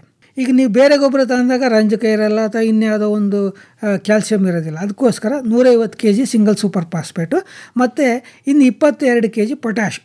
ಈ 3 ಗೊಬ್ಬರವನ್ನು ತಳಗೊಬ್ಬರವಾಗಿ ನಾಟಿಗಿಂತ ಮುಂಚೆ ಭೂಮಿಗೆ ಹಾಕಿ ಆಮೇಲೆ ನಾಟಿ ಮಾಡಬೇಕಾಗುತ್ತೆ. ಇದು ಮುಖ್ಯ ಭೂಮಿ ಬೇಕಾಗ್ತಕ್ಕಂಥ ಗೊಬ್ಬರ. ನಂತರ ಮೇಲುಗೊಬ್ಬರಕ್ಕೆ ಬಂದರೆ ಮೇಲುಗೊಬ್ಬರ ಯಾವಾಗ ಹಾಕಬೇಕು, ರಂಜಕ ಯಾವಾಗಲೂ ನಮಗೆ ಅದು ಬೇರೆ ಬೆಳವಣಿಗೆ ಬೇಕಾಗಿರೋದ್ರಿಂದ 150 kg ಸಿಂಗಲ್ ಸೂಪರ್ ಫಾಸ್ಫೇಟನ್ನು ಹಾಕು ಅಂತ ಹೇಳಿದೆ. ಈಗ ನಾನು ಯೂರಿಯಾ, ಸಿಂಗಲ್ ಸೂಪರ್ ಫಾಸ್ಫೇಟು, ಪೊಟ್ಯಾಷಿಯನ್ನು ಏದಕ್ಕೆ ಹಾಕಂದರೆ ಆ ರೇಟು ಕೂಡ ಕಡಿಮೆ ಆಗುತ್ತೆ. ಕಾಂಪ್ಲೆಕ್ಸ್ ಹಾಕೋದಕ್ಕಿಂತ ರೇಟ್ ಕಡಿಮೆ ಆಗುತ್ತೆ. ಅದಕ್ಕೆ ಇವು 3 ಹಾಕಿದರೆ ಒಳ್ಳೆ ಪೋಷಕಾಂಶ ಸಿಗುತ್ತೆ. ಭತ್ತಕ್ಕೆ ಸಿಂಪರಣೆ ಮೂಲಕನೂ ಪೋಷಕಾಂಶಗಳನ್ನು ಕೊಡ್ಬೋದಾ? ಮತ್ತೆ ದಿನೇಶ್ ಅವರ ಈಗೆಲ್ಲ ಲಿಕ್ವಿಡ್ ಫರ್ಟಿಲೈಸರ್ಸ್ಗಳು ಬಂದ್ಬಿಟ್ಟಿದೆ, nano fertiliser, nano urea, nano DAP ಎಲ್ಲ ಬಂದ್ಬಿಟ್ಟಿದೆ. ಯಾವ ರೀತಿ ಬಳಕೆ ಮಾಡ್ಬೋದು ಅಂತ? ಈಗ ನಮಗೆ ಈ ಪೋಷಕಾಂಶಗಳನ್ನು ಸಿಂಪರಣೆ ಮೂಲಕನೂ ಮಾಡ್ಬೋದು. ಈಗ ನ್ಯಾನೋ ಯೂರಿಯಾ ಇದೆ, ನ್ಯಾನೋ DAP ಇದೆ, ಅದಲ್ಲದೆ 19 ಹಾಲ್ ಅಂತಲೂ ಕೂಡ ಇದೆ. ಇದು ನಮಗೆ ನಮ್ಮ ಒಂದು ಸಂಶೋಧನೆಯಲ್ಲಿ ಭಾಳಷ್ಟು ರಿಸಲ್ಟ್ಸ್ ಉತ್ತಮವಾಗಿ ಬಂದಿರತಕ್ಕಂಥದ್ದು ಅಂದರೆ 19 ಹಾಲು. ಈ 19 ಹಾಲು ಸಿಂಪರಣೆ ಹೆಂಗಂದರೆ 2% ಅಂದರೆ ಈಗ ಒಂದು ಕ್ಯಾನಿಗೆ ಈಗ 15 ಲೀಟ್ರ್ ನೀರಿಗೆ ನಿಮಗೆ 250 ಗ್ರಾಮನ್ನು ಹಾಕೊಂಡು 2 ಸಾರಿ ಸಿಂಪರಣೆ ಮಾಡಬೇಕು. ಈಗ ನಾವು ಬೇರೆ ತರಕಾರಿ ಬೆಳೆಗೆ ಮತ್ತು ಇತರೆ ಒಂದು ಏನು ಫ್ಲೋರಿಕಲ್ಚರ್ ಕ್ರಾಪ್ಸ್ಗೆ ಇದನ್ನು 19 ಹಾಲು ಸಿಂಪರಣೆ ಮಾಡ್ತೀವಿ. ಈ 19 ಹಾಲು ಸಿಂಪರಣೆ ಮಾಡೋದ್ರಿಂದ ಭಾಳ ಚೆನ್ನಾಗಿ ಬರೋದು ಭತ್ತ. ನಮ್ಮಲ್ಲಿ ಸಾಕಷ್ಟು ರೈತರಿಗೆ ನಾವು ಶಿಫಾರಸು ಮಾಡ್ತಾಯಿದ್ವಿ. ಯಾವಾಗ ಅಂದರೆ 25-30 ದಿನದಲ್ಲಿ ಒಂದು ಸಾರಿ 19 ಹಾಲನ್ನು 250 ಗ್ರಾಮನ್ನು ನೀವು ಒಂದು ಕ್ಯಾನ್ಗೆ ಹಾಕೊಂಡು ಕೇವಲ ನೀವು ಎಕರೆಗೆ 8 ಕ್ಯಾನು 2 kg ಬೇಕಾಗೋದು ಗೊಬ್ಬರ, 200 ರೂಪಾಯಿ ಒಳಗಡೆ ಮುಗಿದೋಗುತ್ತೆ. ನಿಮಗೆ 25% ನೀವು ಪೋಷಕಾಂಶವನ್ನು ಉಳಿಸ್ಬೋದು ನೀವು 19 ಹಾಲು ಸಿಂಪರಣೆ ಮಾಡೋದ್ರಿಂದ. ಮತ್ತು ಈಗ ನ್ಯಾನೋ ಯೂರಿಯಾ ಮತ್ತು ನ್ಯಾನೋ DAPನೂ ಇದೆ, ಅದನ್ನು ಕೂಡ ಹಾಕ್ಬೋದು, ತೊಂದರೆ ಇಲ್ಲ. ಬಟ್ ಏನಾಗುತ್ತೆ, ನೀವು ಬೇರೆ ಗೊಬ್ಬರನೂ ಕೂಡ ಬಳಸ್ಬೇಕಲ್ಲಿ. ಬೇರೆ ಗೊಬ್ಬರ ಕಡಿಮೆ ಮಾಡಿ ನ್ಯಾನೋ DAP ಅಥವಾ ನ್ಯಾನೋ ಯೂರಿಯಾ ಹಾಕಿದರೆ ಇಳುವರಿ ಬರೋದಿಲ್ಲ. ಬೇರೆ ಗೊಬ್ಬರ ಹಾಕಿಬಿಟ್ಟು ಇವನ್ನು ಸಿಂಪಡಣೆ ಮಾಡೋದ್ರಿಂದ ಹೆಚ್ಚಿಗೆ ಇಳುವರಿ ಬರುತ್ತೆ. ಈ ರೀತಿಯಾಗಿ ನೀವು ಅವು ನ್ಯಾನೋ ಫರ್ಟಿಲೈಸರ್ಸ್ನು ಕೂಡ ಬಳಸ್ಬೋದು. ಜೊತೆಗೆ 19 ಹಾಲನ್ನು ಕೂಡ ಬಳಸ್ಬೋದು. ಇದಲ್ಲದೆ ಲಘು ಪೋಷಕಾಂಶಗಳ ಕೊರತೆ, ಜಿಂಕು ಈ ಇತ್ತೀಚಿನ ದಿನಗಳಲ್ಲಿ ಭಾಳಷ್ಟು ಕೊರತೆ ಬರ್ತದೆ. ಅದಕ್ಕೆ ನಾನು ಫಸ್ಟ್ಗೆ ಹೇಳಲಿಲ್ಲ ಜಿಂಕ್ ಹಾಕೋದ, ಈಗ ಹೇಳ್ತೀನಿ ನೋಡಿ. ನೀವು 2 ಬಾಳಿಗೊಂದು ಸಾರಿ ಪ್ರತಿ ಎಕರೆಗೆ 8 kg ಜಿಂಕ್ ಹಾಕಲೇಬೇಕು. ನೀವು ಎಲ್ಲ ಈ ಒಂದು ಪ್ರದೇಶದಲ್ಲಿ ಸುಮಾರು 40-60 ಭಾಗದಲ್ಲಿ ಜಿಂಕ್ನ ಒಂದು ಕೊರತೆ ಕಾಣ್ತಾ ಇದೆ, ಕಾವೇರಿ ಅಚ್ಚುಕಟ್ಟು ಪ್ರದೇಶದಲ್ಲಿ. ಅದಕ್ಕೋಸ್ಕರ ಎಕರೆಗೆ 8 kg ಯಾವಾಗ ಹಾಕಬೇಕು? ನೀವು ಅದನ್ನು ನಾಟಿ ಮಾಡಿದ ಮುಂಚೆನೂ ಹಾಕ್ಬೋದು. ಬೇರೆ ಗೊಬ್ಬರ ಜೊತೆ ಮಿಶ್ರಣ ಮಾಡಬಾರ್ದು. ನಾವು ರಂಜಕಯುಕ್ತ ಗೊಬ್ಬರ ಹಾಕ್ತಾಯಿದ್ವಿ ಅಂದರೆ ಅವಾಗ ಮಿಶ್ರಣ ಮಾಡಬಾರ್ದು, ಅದನ್ನು ಸಪ್ರೇಟಾಗಿ ಹಾಕಿ. ಅಥವಾ ಅವಾಗ ಹಾಕೋಕ್ಕಾಗಲಿಲ್ಲ ಅಂದರೆ ನಾಟಿ ಆದ ನಂತರ 15 ದಿನದೊಳಗಡೆ ಈವನ್ ಆವಾಗಲೂ ಕೂಡ ನೀವು ಎಕರೆಗೆ 8 kg ಹಾಕಬೇಕಾಗುತ್ತೆ. ನಿಮ್ಮ ಭೂಮಿ ಕ್ಷಾರೀಯ ಮಣ್ಣು ಅಥವಾ ಚೌಳು ಭೂಮಿ, ಉಪ್ಪು ಮಣ್ಣಾಗಿದ್ದರೆ ಎಕರೆಗೆ 16 kg ಹಾಕಬೇಕಾಗುತ್ತೆ. ಜಿಂಕು ಜಾಸ್ತಿ ಹಾಕಬೇಕಾಗುತ್ತೆ. ಈ ರೀತಿಯಾಗಿ ಜಿಂಕನ್ನು ಕೂಡ ನೀವು ಅಲ್ಲೇ ಹಾಕಬೇಕಾಗುತ್ತೆ. ಅದ್ರ ಜೊತೆಗೆ ಇನ್ನೊಂದು ಸೂಕ್ಷ್ಮಾಣು ಜೀವಿ ಗೊಬ್ಬರ ಬಂದಿದೆ ಇತ್ತೀಚೆಗೆ. ಈಗ ಒಂದು ಏನು ಮೈಕ್ರೋಬಿಯಲ್ ಕನ್ಸಾರ್ಷಿಯಂ ಅಂತೀವಿ, ಅಥವಾ ಕನ್ನಡದಲ್ಲಿ ಜೈವಿಕ ಗೊಬ್ಬರದ ಒಕ್ಕೂಟ ಅಂತೆ. ಅದರಲ್ಲಿ ಅಜೋಸ್ಪೈರಲಮ್ಮು, ಅಜೋಟೋಬ್ಯಾಕ್ಟ್ರು, ಟ್ರೈಕೋಡರ್ಮ ಎಲ್ಲ ಇರುತ್ತೆ. ಆ ಎಲ್ಲ ಇರ್ತಕ್ಕಂಥ ಗೊಬ್ಬರ 2 kg ಒಂದು ಎಕರೆಗೆ ನಾಟಿ ಆದ 15 ದಿನದಲ್ಲಿ ನೀವು ಏನಾದರೂ ಕೊಟ್ಟಿಗೆ ಗೊಬ್ಬರದಲ್ಲಿ ಮಿಶ್ರಣ ಮಾಡ್ಕೊಂಡು ಸುಮ್ಮನೆ ಎರಚಿದ್ರು ಸಾಕು. ಸುಮ್ಮನೆ ರೋಗನೂ ಕಡಿಮೆ ಆಗುತ್ತೆ, ಮತ್ತು ಅದು ವಾತಾವರಣದಲ್ಲಿ ಇರ್ತಕ್ಕಂಥ ಸಾರಜನಕವನ್ನು ಹೀರ್ಬಿಟ್ಟು ಭತ್ತದ ಪೈರಿಗೆ ಸಿಗೋ ಹಾಗೆ ಮಾಡುತ್ತೆ. ಈ ರೀತಿಯಾಗಿ ಇದನ್ನು ಕೂಡ ನೀವು ಬಳಸೋ ಮುಖಾಂತರ ನಿಮ್ಮ ಒಂದು ಬೆಳೆ ಉತ್ತಮವಾಗಿಸಲು ಕ್ರಮ ವಹಿಸ್ಬೋದು. ಕಳೆನ ಯಾವ ರೀತಿ ಹತೋಟಿ ಮಾಡಬೇಕು? ಈಗ ಕಳೆ ಅಂದ ತಕ್ಷಣ ನಾವು ಬರೀ ಏನು ರಾಸಾಯನಿಕಗಳಿಂದಲೇ ನಿಯಂತ್ರಣ ಮಾಡಿಬಿಡೋದು ಅಂತ ಜನ ತಿಳ್ಕೊಂತಾರೆ. ದಯವಿಟ್ಟು ತಪ್ಪು ತಿಳ್ಕೊಬೇಡಿ. ಈಗ ನಾನು ಇನ್ನೊಂದು ಹೇಳೋದ್ಬಿಟ್ಟೆ, ಒಟ್ಲುಪಾತಿಯಿಂದಲೇ ಕಳೆ ಬರ್ತವೆ. ಈಗ ಗಂಡು ಭತ್ತ ಎಲ್ಲಿಂದ ಬರುತ್ತೆ? ಇತ್ತೀಚಿನ ದಿನಗಳಲ್ಲಿ ನಾವು ಎಲ್ಲಿ ನೋಡಿದರೂ ಗಂಡು ಭತ್ತ ಬೆಳೆದು ನಿಂತಿರುತ್ತೆ. ಯಾಕೆಂದರೆ ಅದು ಒಟ್ಲು ಪಾತಿನಲ್ಲೇ ಬೆಳೆದಿರುತ್ತೆ. ಆವಾಗ ಒಟ್ಲು ಪಾತಿನಲ್ಲೂ ಕೂಡ ನಾವು ಕಳೆ ನಿಯಂತ್ರಣ ಮಾಡ್ಕೋಬೇಕು. ಗಂಡು ಭತ್ತ ಯಾಕೆಂದರೆ ಅದು ಕಿತ್ತು ನಾಟಿ ಮಾಡಿದಾಗ ಗೊತ್ತೇ ಆಗೋದಿಲ್ಲ, ಭತ್ತದ ಥರನೇ ಇರುತ್ತೆ ಅದನ್ನು ನಾಟಿ ಮಾಡ್ತೀವಿ. ಅಲ್ಲಿ ಯಾವುದೇ ಕಳೆನಾಶಕ ಹಾಕಿದರೂ ಸಾಯೋದಿಲ್ಲ. ಯಾಕೆಂದರೆ ಗಂಡು ಭತ್ತ ಒಂದು ಸಾರಿ ಅದು 2-4 ಎಲೆ ಬಂತು ಅಂದರೆ ಯಾವ ಕಳೆನಾಶಕಕ್ಕೂ ಕೂಡ ಸಾಯಲ್ಲ. ಹಾಗಾಗಿ ಒಟ್ಲುಪಾತಿಗೆ ನೀವು ಒಂದು ಸಾರಿ ಯಾವುದಾದ್ರೂ, ಈಗ ನಮಗೆ ಈ ಬಿಸ್ಪೈರ್ಬಿಕ್ ಸೋಡಿಯಂ ಅಂತ ಕಳೆನಾಶಕ ಇದೆ, ಅದು 8 ml ಪ್ಯಾಕೆಟಲ್ಲಿ, ಈಗ ನಾಮಿನಿ ಗೋಲ್ಡ್ ಅಂತಾರೆ ಅದಕ್ಕೆ ಟ್ರೇಡ್ ನೇಮು, 8 ml ಪ್ಯಾಕೆಟ್ ಇದೆ. ಅದು 1 ಕ್ಯಾನ್ ನೀರಿಗೆ ಹಾಕಿದ್ದು 3 ಗುಂಟೆ ಪ್ರದೇಶಕ್ಕೆ ಸಿಂಪಡಣೆ ಮಾಡಿದರೆ ಅದರಲ್ಲಿ ಒಟ್ಲುಪಾತಿಯಲ್ಲಿರ್ತಕ್ಕಂಥ ಎಲ್ಲ ಗಂಡು ಭತ್ತಗಳನ್ನು ಸಾಯಿಸಿಬಿಡುತ್ತೆ. ಸೊ ಆವಾಗ ನಮ್ಮ ಒಂದು ಏನು ಸಸಿಗಳು ಗಂಡು ಭತ್ತ ಮುಕ್ತವಾದಂಥ ಸಸಿಗಳಾಗಿರ್ತವೆ. ಅಲ್ಲಿಂದ ಶುರುವಾಗುತ್ತೆ. ಆನಂತರ ನಾವು ಗದ್ದೆನ ಉಳುಮೆ ಮಾಡ್ಕೊಂತೀವಿ ಕ್ಲೀನಾಗಿ. ರೈತರು ಏನು ಮಾಡ್ತಾರೆ, ಇವತ್ತು ನಾಟಿ ಮಾಡ್ತಾರೆ, ಆಮೇಲೆ ನಾಳೆಗೆ ನೀರು ಹಾಯಿಸ್ತಾರೆ, ನಾಡಿದ್ದು ಮಾರ್ಕೆಟ್ಗೆ ಹೋಗಿ ಒಂದು 4ನೇ ದಿನಕ್ಕೆ ತಂದುಬಿಟ್ಟು 5ನೇ ದಿನಕ್ಕೆ ಹಾಕ್ತಾರೆ. ಆ ರೀತಿ ಕಳೆನಾಶಕಗಳನ್ನು ಹಾಕಬಾರ್ದು. ಕಳೆನಾಶಕವನ್ನು ಯಾವಾಗ ಹಾಕಬೇಕು? ನಾಟಿ ಆದ ದಿನ ಅವತ್ತು ನಾಟಿಯೆಲ್ಲ ಮುಗಿದ್ಮೇಲೆ ಹಾಕಿ, ಅಥವಾ ಅವತ್ತಾಗಲಿಲ್ಲ ಅಂದರೆ ನೆಕ್ಸ್ಟ್ ಡೇ ಹಾಕ್ಬೇಕು. ಏನಕ್ಕೆ ಅಂದರೆ 3 ದಿನಕ್ಕೆ ಕಳೆಗಳು ಮೊಳಕೆ ಆಗ್ತವೆ. ಈ ಗಂಡು ಭತ್ತ ಅಂತ ಹೇಳಿದೆ ನಾನು, ಅದು 3 ದಿನಕ್ಕೆ ಮೊಳಕೆ ಆಗುತ್ತೆ. ಇವತ್ತು ನಾಟಿ ಮಾಡಿದ್ವಿ ಅಂದರೆ ಲೆವೆಲ್ ಮಾಡ್ಕೊಂಡು ಇವತ್ತಿನಿಂದ 3 ದಿನಕ್ಕೆ ಮೊಳಕೆ ಆಗುತ್ತೆ. ಒಂದು ಸಾರಿ ಮೊಳಕೆ ಆಯಿತು ಅಂದರೆ ಯಾವ ಕಳೆನಾಶಕಕ್ಕೂ ಕೂಡ ಅದು ಕಂಟ್ರೋಲ್ ಆಗಲ್ಲ. ಸೊ ಹಾಗಾಗಿ ಏನು ಮಾಡಬೇಕು, ನೀವು ನಾಟಿಯಾದ ತಕ್ಷಣ, ಅಂದರೆ ನಾಟಿಯೆಲ್ಲ ಮುಗಿದ್ಮೇಲೆ, ಮುಂಚೆ ಹಾಕೋಂಗಿಲ್ಲ. ಮತ್ತು ಕೆಲವರು ಅವತ್ತಲೇ ಹಾಕ್ಬಿಟ್ಟು ಗೊಬ್ಬರ ಜೊತೆಗೆ ಹಾಕ್ಬಿಡ್ತೀನಿ ಸರ್ ಅಂತಾರೆ, ಹಂಗೆ ಹಾಕೋಂಗಿಲ್ಲ. ನಾಟಿಯೆಲ್ಲ ಮುಗಿದು ಎಲ್ಲ ಆಳುಗಳು ಮೇಲಕ್ಕೆ ಬಂದಮೇಲೆ ಒಂದು ಅರ್ಧ ಗಂಟೆಯಲ್ಲಿ ನೀವು ಹಾಕಿ ಬಂದುಬಿಡ್ಬೋದು. ಅದೇ ಯಾಕೆ ಹೇಳ್ತೀನಿ ಅಂದರೆ, ಅವತ್ತು ನೀರು ಹಾಯಿಸಿರ್ತೀರ, ನೀರೆಲ್ಲ ಇರುತ್ತೆ ಸ್ವಲ್ಪ, ಆ ನೀರಿಗೆ ಸಾಕು. ಮತ್ತು ಒಂದು ದಿನ ನೀರು ಹಾಯಿಸೋದಿಲ್ಲ ನೀವು ನಾಟಿ ಆದಮೇಲೆ.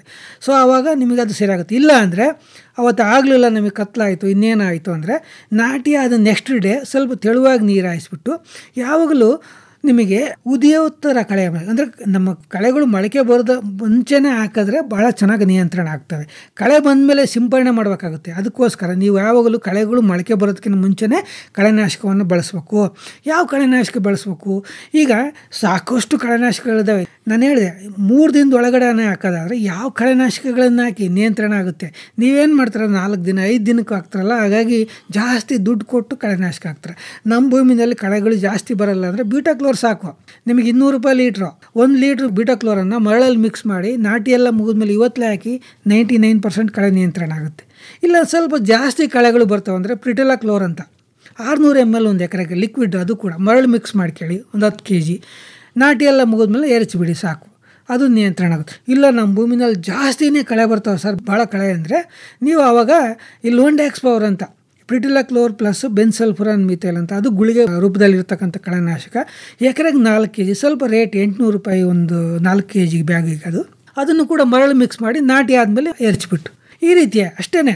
ಈಗ ನಾಟಿ ಆದ ತಕ್ಷಣವೇ ಎರಚಿದ್ರೆ ಯಾವ ಕಳೆನಾಶಕ ಹಾಕಿದರೂ ಕೂಡ ನಿಯಂತ್ರಣ ಆಗುತ್ತೆ.